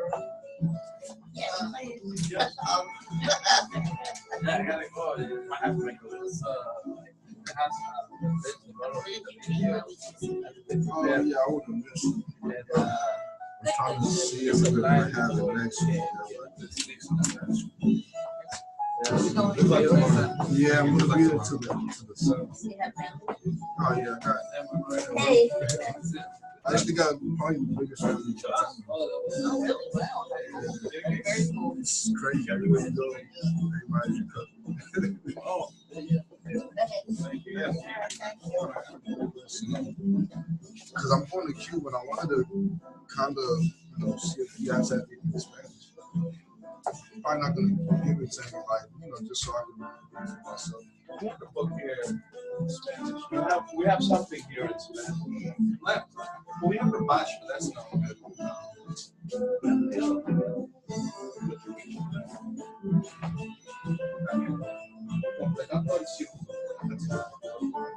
That's a good one to give away also. Just these. Well, I want to give it this one. Yeah, but some books are okay. Like, you wouldn't want to give these books because these are really like for the advanced students. This one's more like, if you read it or while you're in the airport, you read it, you'll see it's very lightweight. It's That's what I'm trying to do. Is I'm just trying to make it English. I know give this one away. It's even signed by Rob. Which one? Our teacher. Yeah. We get books in at the conventions and stuff. We just go and we sign stuff. I know it's like in Spanish for them. It makes a lot of sense when I think about it in English. So I was trying to see maybe if I could put Spanish and English together if I could do something else. Try this one out. It's good because the language is it's a lot really basic language. Yeah, it'll help you to be able to maybe not explain things, but rationalize things, especially in Spanish. I need to read a couple of Spanish myself, man. Yeah, I use that in Spanish. Yeah, the other guy is like Luis, and especially Luis, he all in Spanish. What? How many copies? We actually don't do the Spanish class yet. We couldn't get enough students for it. Eventually, we're going to do Spanish, but now we weren't able to. We did English, yeah. And luckily, a lot of the people were multilingual, so because I know even for hosting, people Spanish would have been more appropriate. Yeah, maybe not yet. You'll already be graduated. You'll be past all that. But you can still join us if you like.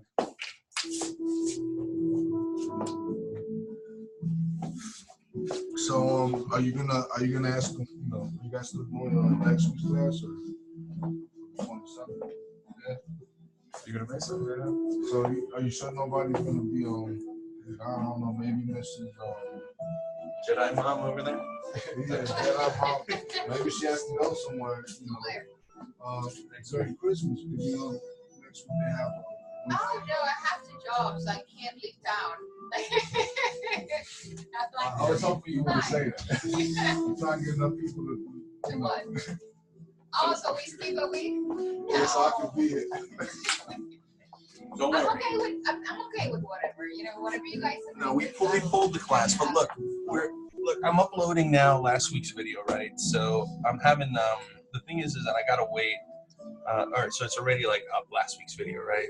Thank goodness. So I'm gonna try to do it. I'm recording tonight's, right? So it's going down here. So when am I getting the link for last week's video, Mr. Juan? You want to see it? Of course. All right. What's your email address? You know how this highly technological piece of engineering that you have there, that must work for something. Man, I was just looking at my head I'm on like, there. is this alien technology? What's your email What is address? M Perez G82.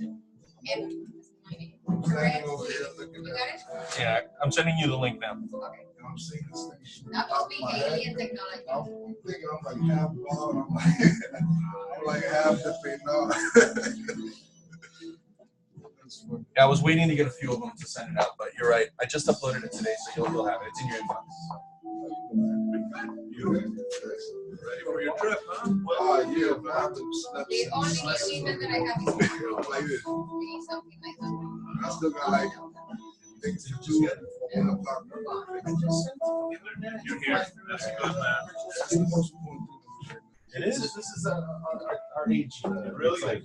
Now, media thesis is a system developed after technology. You see, like, you guys couldn't even wait 20 seconds for the video to start. It's like you're tapping your foot.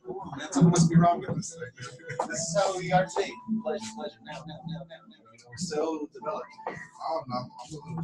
I like technology. Like I'm a computer guy, but I'm a little scared of where What do it's you feel going. that you maybe we didn't get the email right? Because I kind of got the homework that Are you serious? My God. Yeah, Does Yeah. Kabbalah mention anything about a singularity?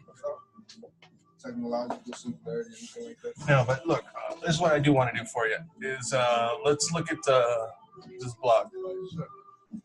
So lightman.com/blog.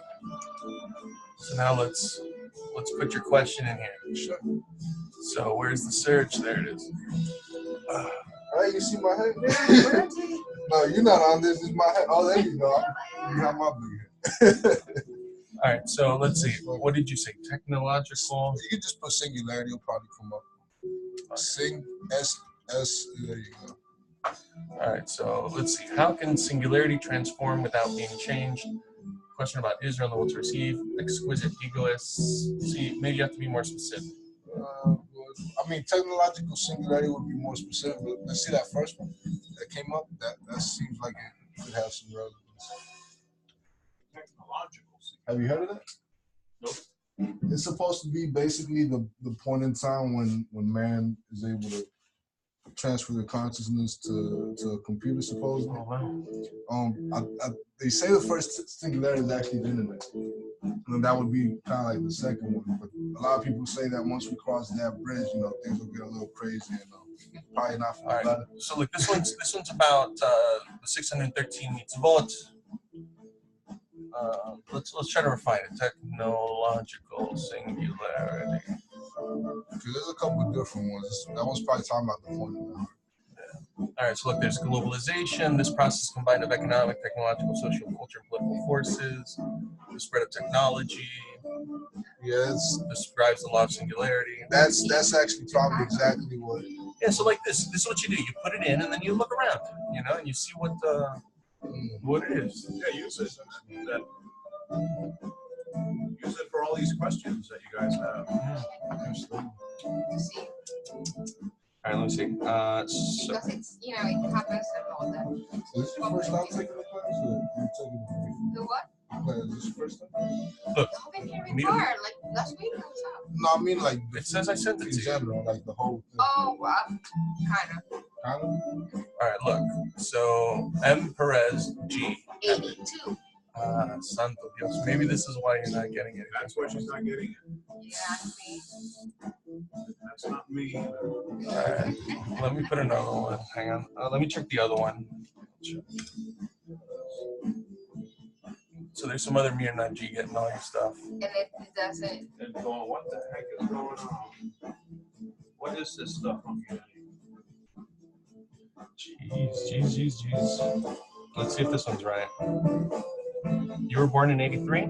82. 82? Why 83 then? 82. Oh, it was 82? Yeah. I see, I'm way up. 1982. All right, M. See, I'm never gonna get my homework Yeah. ever. Yeah, you're right. I was sending it to the See, wrong place. for me and G, she's mostly like, what the heck is this people? 82, right? Uh-huh. All right, let me send this one again.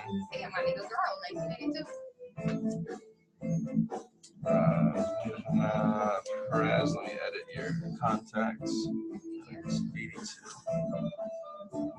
I don't have one because he didn't register for a long time, so I don't have. Oh, you see, exactly. The only thing I gave you was the form. when I Right, was that here. little. The cardboard. He was painting? Yeah, man. Paint all week. I believe you guys. I believe you. You can paint like with the house or Yeah, we're redoing like a bunch of stuff now. It's probably like never ending. where. All right, check that. He has,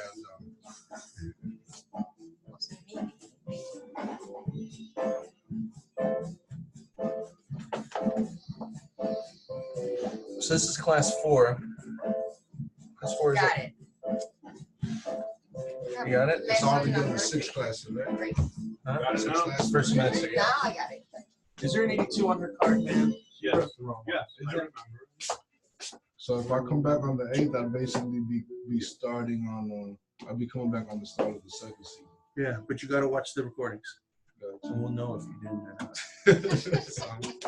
Not really, but dude, it's up to you. You know, you want to watch. Yeah, of course. All right. Yeah, today's the lie and truth is it's an interesting class. You know, it's people it shakes things. All right, we'll start with the workshop. Okay, so I fixed it in the MailChimp, so you should be getting our emails. Homework. Yeah, I'm sending it tonight, so you should get it. Okay. But either way, I'm going to set up a forwarding system so that when it comes to our CabalaOrlando@gmail, like I'll send it to them too, just in case people don't get it, because some people aren't getting it. Man, A little warm today. it is. Florida's crazy, man. One day it'll be like freezing cold, and then the next day you hot. You can't even go to sleep. Freezing cold, yeah. I come from Virginia. Well, not freezing Oh. cold, not like, No, yeah, snow. from Venezuela. Anything below 80, I'm dying. Like, Man, I'm like since I moved to Florida, anything like below like 70. yeah, for me, anything below 80, I'm 60s, like, And I used to live in Kentucky. We used to have like the snowstorms, like not for me. couple feet snowstorms. I used to live in the basement. Man, that gets cold. All right, we're gonna do a workshop, guys. Can you bring the chairs over here so we can? Yeah, here's one here and an extra one there. Rafa, you joining? What I'm going to be reading next week, I don't know what it is. I'm sick of that. To take cookies? Ladies. Like, what do you want to take from today's class? What are we doing? We're doing workshop, but come on through. Here, give space for Sheila to come through. Excuse me. Yeah. No problem. Oh, the conference or whatever. Those are good. They are cookies that my wife makes. That's my limit of the information. That's all there is to it. That's going to happen today. She made cookies. I promise. In Greek, you're asking me in Greek? Oh, yeah. Yeah, there's stuff I in just there. want to get up. She makes it. It's possible. Let's see how this workshop goes. And they come out and they're- Chemical components. Yeah, this lesson was more of it was a little just two concepts. Yeah, I'm gonna have to go back and watch the beginning. Yeah, it's good to you need to go back and watch it. Okay, so let's have a seat. We're gonna do workshop. Mirna, this is the first workshop you're gonna do. Oh my God. This is amazing. Good. Don't miss it. Don't miss it. Have a seat. Okay. Quick. Are you joining me? Sure. Do I have to bring anything, like your notebook? Just or- your intention. And that's it. Okay, so Yes, And the other Jose. Yeah, I was just gonna say somebody. you left. You have to leave. No. Who? Oh, Jose? Yeah, he did. He told me he has a lecture tomorrow. Here, bring the whole plate. That one, so it's nice and warm and comfy. Everyone can enjoy. Joselito, can you put the cookies over there also? Thank you. Okay, so yeah, let's get a little refresher here. We actually, this is the earliest we've ever gotten to workshops, so we'll be able to do the whole thing without worry. Mirna already told the babysitter she'll be home a little late, so she'll be okay. So. All right, so rules of the workshop. Here we go. Of the round table. Around the table, no one is more important or less important. Everyone is equal and very important. We don't reject opinions or negate, but only collaborate. The real solution won't come from knowledge or verbal perfection, but only from our connection. Okay, I know it seems redundant, but you'll see why in the future, why we keep doing this. So again, rules of the round table. Everyone is equal and very important. We need all points of view, everyone together. We focus on listening to each other. This is very important. You listen to your friends. Don't be stuck in your own thoughts. We speak briefly and in turn around the circle. When it's my turn, I try to add to what everyone is saying. We don't argue, but instead we focus on connecting.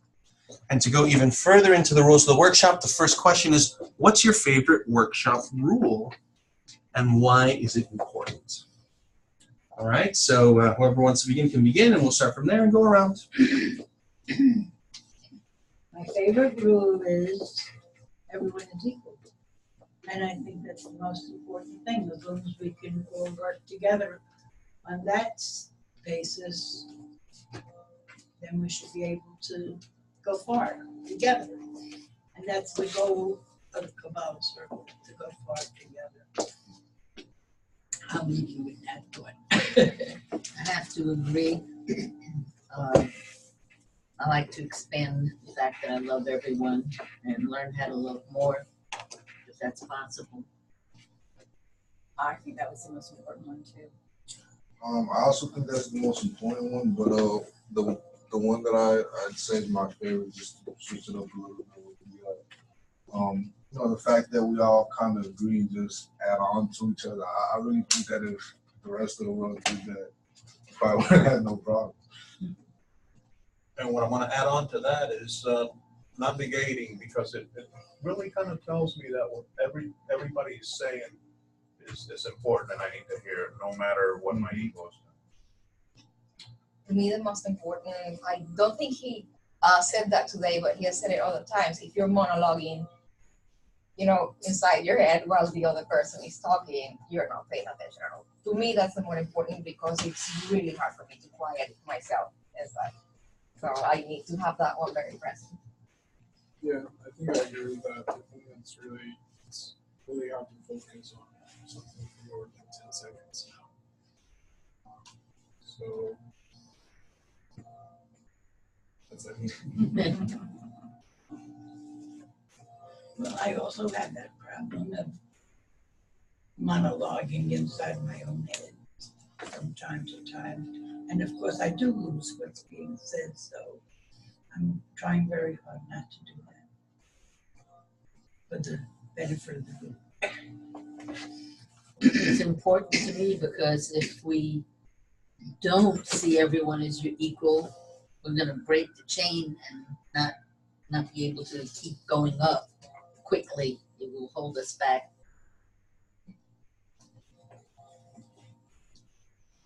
I'm just gonna listen. Yeah, I also like, that was a good point that, when you when you talking, even in your head, you can't really be listening, right? You can't really be absorbing. Yeah, and not trying to have the perfect words or anything, but really concentrating more, or the intention, I should say, should be more on our connection. And on that note of the intention, we had a question at the beginning. Are we able to maintain a connection and it stays once we establish it, or do we have to be constantly renewing it? So you guys be the judge, you guys test it, see what you think. What's the intention we're having during this workshop? Why are we sitting together? Or what are we trying to do? And then you be the judge. Were you able to hold it? Did I have to constantly be renewing it, or did it stay the whole time? We'll see in the end what occurred. But now, as we continue, let's have this intention of what's the right intention? Let's try to discover the Creator between us, His qualities, love, bestowal, at least give pleasure somehow to the upper in some way. So the question is, why are we unable to picture the Creator, the quality of bestowal? We can't. We're not designed. Like our software wouldn't accept such so much information. Can compute so much data. I don't know, maybe because I feel like it would be kind of a boring world if we were already to that level of complete bestowal, and so that's what makes life and being a human fun. Being able to climb that ladder of spirituality and get a better picture of what it means to bestow. And it's also that if we were able to picture the Creator, then we'd be using our imagination. And if imagination is a lie, then we can't do that. So, because then we'd have all different pictures of what the Creator would look like. And so we can't do that, because that would stop us dead in our tracks. So it's a good thing. I see the Creator is expanding and growing because His people are born. We've got more people, more to bestow on the receivers. So if we had a picture, that would stop the growth. So that makes me come back to the question of why does the Creator need to grow? Or why would He need us to grow? But to add to your point, I'm a Star Trek as opposed to a Star Wars person. And in Next Generation, they had this group called Q. You're too young, but the Q had they just were infinite, and so this one kept coming onto this ship, especially for the Captain Picard, to bug him because he was bored. He said, "You don't know how boring being an infinite creature is," and I've always thought, "Oh my God, if we do get to heaven, isn't that going to be a little boring?" So maybe that is why He needed to separate us. Maybe Creator was bored. And I was actually listening to him too, and I was like, man, it's actually kind of genius, because whether we're bestowing or we're receiving, it's all about pleasure. So basically having fun. Are you either having fun or you're not having fun?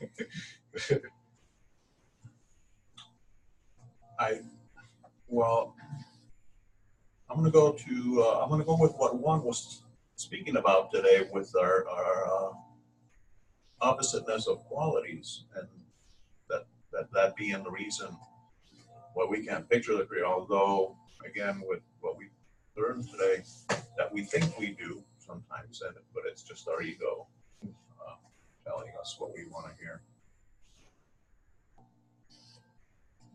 We're asking the same question. Yep. Why are we unable? And I have to agree with you. It's fun. It's fun. It's a great experience, even if we don't see it like that because of what we call hardship. It's just fun to be here.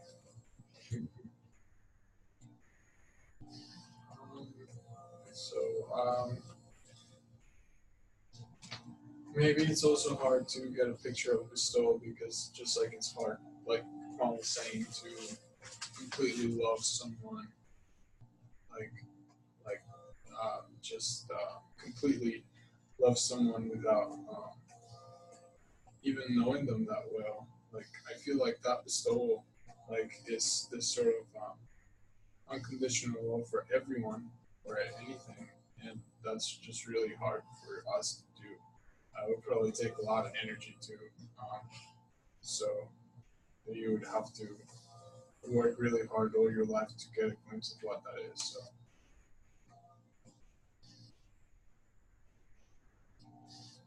I have to digest that for a while.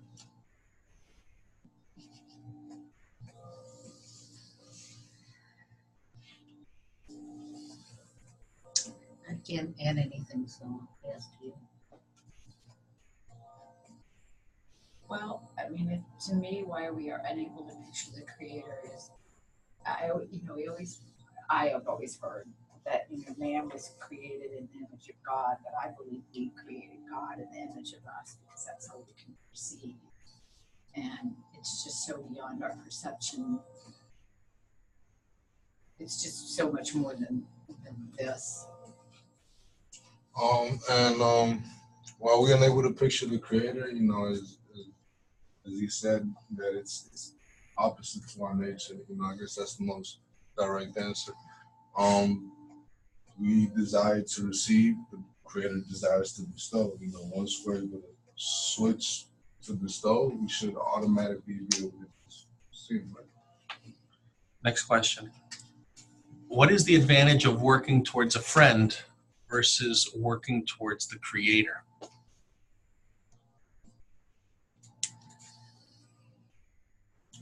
Well, to me, the answer to what is the advantage of working towards a friend versus working towards a creator is, like she said, we can't really perceive the creator. So by sharing with each other, by helping other people, we're still synchronizing with that nature of bestow, right? So we got to share with each other in order to make the creator happy. And since the creator is unattainable and we have no idea what it is, we have to use this tool that we've been given, which is the group, in order to perform these actions like scientists, as one was saying, in order to be able to come to this love of others. I think that if we try and channel love through another human being, it's more tangible. We can measure, we can see the response in more immediate time. But the search, for God, it's just like blind, and sometimes it's frustrating because you don't really have a way to measure. But what Juan was telling, like sometimes he gives you like a glimpse of what he is. But if we can work towards other people, it's more sustainable. Yeah, I agree. I think I would say the same thing, maybe in a different way. The advantage, it's because since the creator is bestowal, if we go towards the creator, that would be, I guess we would be kind of like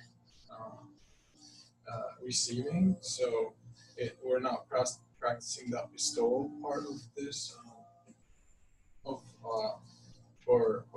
being a catalyst, that we're all trying to get to that point of bestowal, to that high point of bestowal. So yeah, like you were saying, it's just more practical and tangible and easier to get a glimpse of what it is to get to that level of bestowal. And another advantage of working towards a friend is that if you're saying something in the group and the rest of the group is saying the opposite thing, you know that you have to correct yourself because you know that what's coming out of your mouth is ego and not soul. And so we'll be able to correct ourselves working in the group, which we couldn't do otherwise, because we don't have another person to bounce it off. I mean, I have my sister, but we never agree. That's good. But hopefully, we'll all be working within the group on the same level.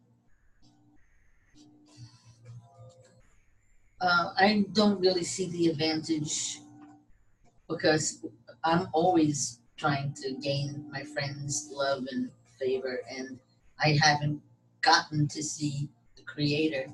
So I feel that if I work toward the creator, I'm already loving everyone. I would be able to grow further. Whereas working toward my friend, it's still a receiver, not a bestower. So it stunts my growth. But yet I still practice love. Well, I'm still confused as to actually the definition of bestowal in this particular context, yes.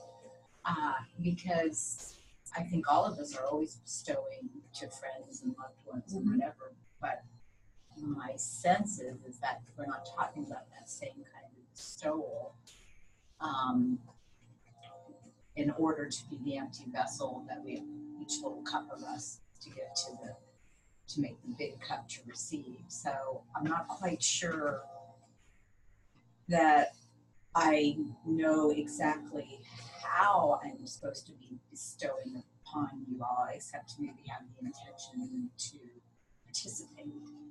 But I'm not sure if it's the same bestowal that I think of in physical terms.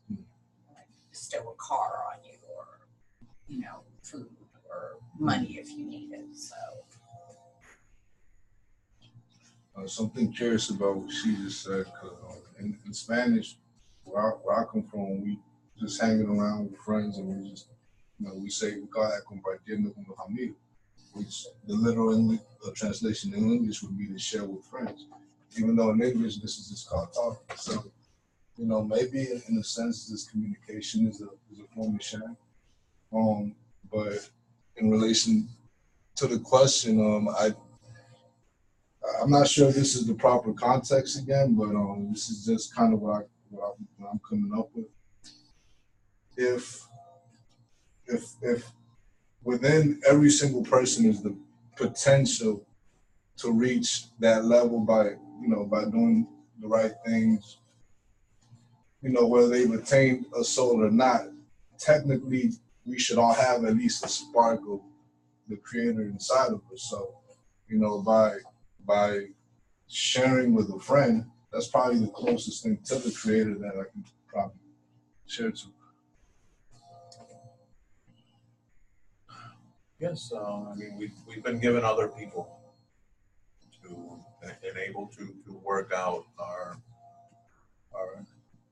way up to the creator. It's our only relation to him is through others that we see, whether they're in the world, but most specifically in a Kabbalistic group that's really all with the same intention to do this. We can really work out this. We agreed on this, and then we can really work out between us. Next question. What is the change that the reforming light can make in us?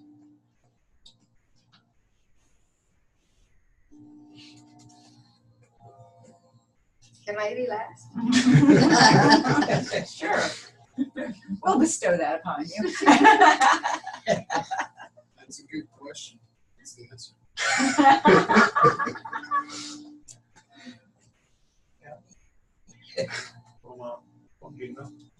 You got this. I Correction just- is a clear. I just think that the reforming light, if we, as you said, you know, comes from the Torah, from knowledge.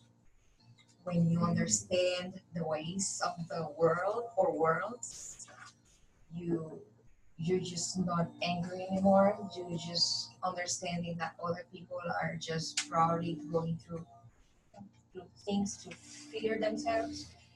Once you understand that, you stop reacting, you start loving. Once you understand that, you also understand that the only thing the Creator wants is to give you, to bestow on you, and the feeling of lack kind of stops, and you start feeling like you want to bestow. And I just have a question. Is the quality of bestowal really giving, or is wanting for others to receive? Because what can I really give to somebody else? I just don't know. What could I give to somebody else? If we are all complete, if we were, when I was talking, and I agree with you that we are not sympathetic, we are gonna try and see the other as a powerful being. So there's not much I can give them. I can desire for him to have, but You give yourself. That's plenty. So I still don't know, but I don't really understand what the reforming light is. But I mean, my first thought is that, which I think it's just plain it would make us understand the nature of reality, but I really don't know. I wish I knew.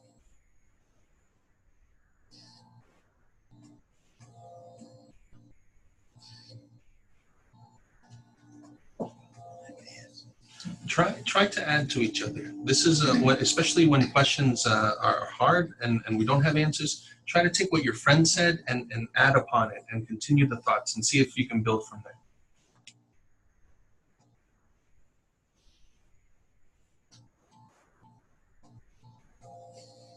I'm just not getting anything.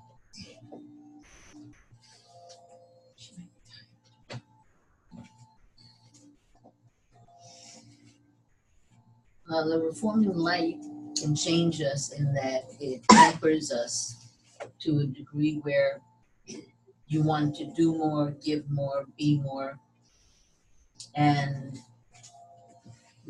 show less anger. Because at one point I felt a lot more light than I'm feeling right now. And when I was in that particular state, it was very calm. And I wanted to just help.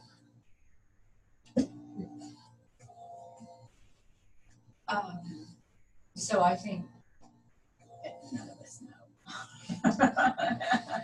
But I'm just gonna go based on what I think Juan's been trying to say, which I might have all wrong, but to me, the change that reforming light can make in us is that it starts taking us up through the layers and starts making the screen be less. I'm probably wrong about this, but I think that the reforming light, like she said, is the Torah, if I remember correctly. So if it's the Torah, it would be the law of God, right? And the whole purpose of what we're doing is basically trying to follow God's laws to get to the side. So I guess that we need the law in order to know how to get. Right, and this light, one would think that it would change our qualities and closer to his qualities and less egoistic and more towards his own.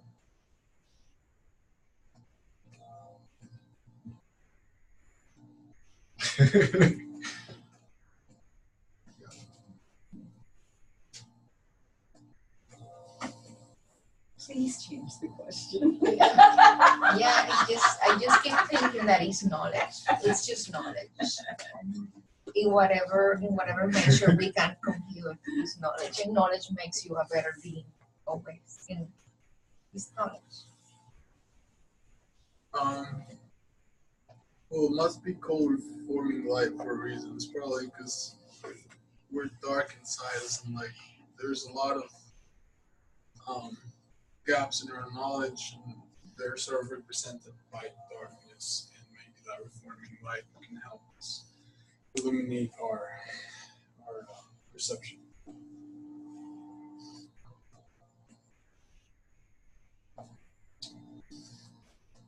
agree with that to a certain extent, but we all come from different backgrounds with different experiences. And so that naturally affects how you perceive reality. And it's going to be different, you know.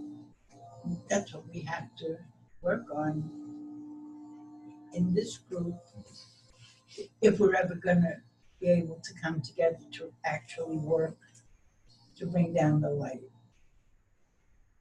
Because the light is around us while we're learning anyway. The light is going to come anyway because we're learning. And our goal is to uplift ourselves so we can reach the Creator. And until we do that, we have to have patience. We have to learn the rules. We have to learn the laws. And So if we clip it, we're like convicts. We need to reform. good. Exactly. It's only he who is ill really needs the remedy. So what about the intention? How were you able to hold it? Were you able to keep it? Did you have to renew it? Did it stay put? What were your findings? Let's leave it at that. You ask yourself those questions. No one needs to enter inside of you of who was holding, who wasn't. But I can tell you this much is that many times when we do advanced workshops with our teacher, oftentimes he will stop the workshop and he'll say, listen, you have to focus on the connection. You have to focus on the intention. If not, we're not maximizing our efforts here.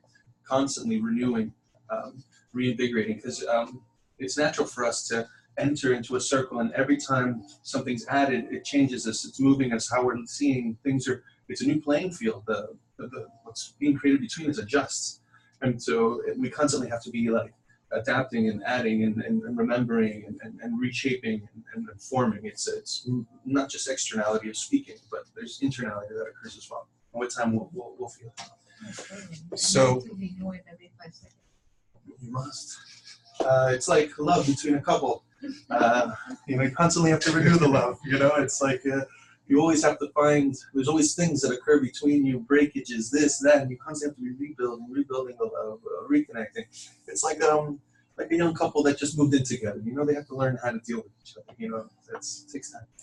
So, okay, in one word or a sentence, describe not what I took, but rather what do I hope the friends are taking from this lesson. Remember, at the beginning we said, this is what I hope I take. Well, now, what do I hope the friends are taking from this lesson? In one word or a sentence. I'll start connection. I hope that my friends are taking that the lesson from the class is to learn the stuff. The importance of holding the intention.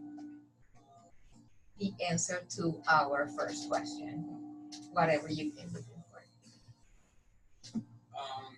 That we're friends.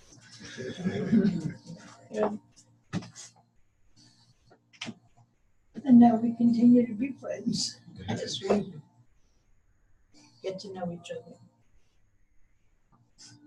Everything they can, so it can be bestowing more. Love you, friends. Good job. Okay, so the summary of the lesson is that the Creator is the quality of bestowal. In order to reveal this quality, we need to also aspire towards bestowal. I cannot bestow to the Creator because He is concealed. So I must start with bestowing towards others, specifically others with me on this path. In such a way, I become similar to the quality of the Creator and reveal Him. So, first time you ever heard the word friends, when we use friends, it's us, we're the friends. And you'll see we're like spiritual friends in a way. And when we say bestow upon your friends, oftentimes depending on semesters, some people start saying, I bestow on my friends all the time, I buy them wine, I hang out with them, I listen to them, I love them. but we're specifically talking about those on the path with you. So this is the laboratory. This is where we're working. This is what we're working on. Cool. So I'll send the assignments now. I promise you I will forward it to your inbox, naturallygreen1@gmail. Mirna G. 82. So, and also it's what's yours? Sarel. There we go. I have it there, so I'll send it. Okay. Friends, again, I can't stress enough. Write this down. The blog, lightman.com/blog. Please, any questions you have specifically about creator, about concealment, all these things, put it in there. You'll be surprised the things that will show up. Beautiful articles. It's a wonderful resource to have. And like this, you'll see how more and more will point you towards the answers from our teacher, because his understanding, his experience, and knowledge and wisdom is far greater than mine could ever be. So okay. Thank you so much, friends. See you next week. You'll be in Cuba. Don't worry. We'll send you a recording of the lesson with love. Think about us. All right. Take that book with you. Read it. Yeah. Go share with those other friends. There you go. See? It's rolling. Nice. All right. So that's your natural language is Spanish? Yes, my first language. You have no accent though, so it's fabulous. Yeah, You read 'cause, really great. I grew up basically spending 3 months in Cuba, 9 months in America for the Okay. majority.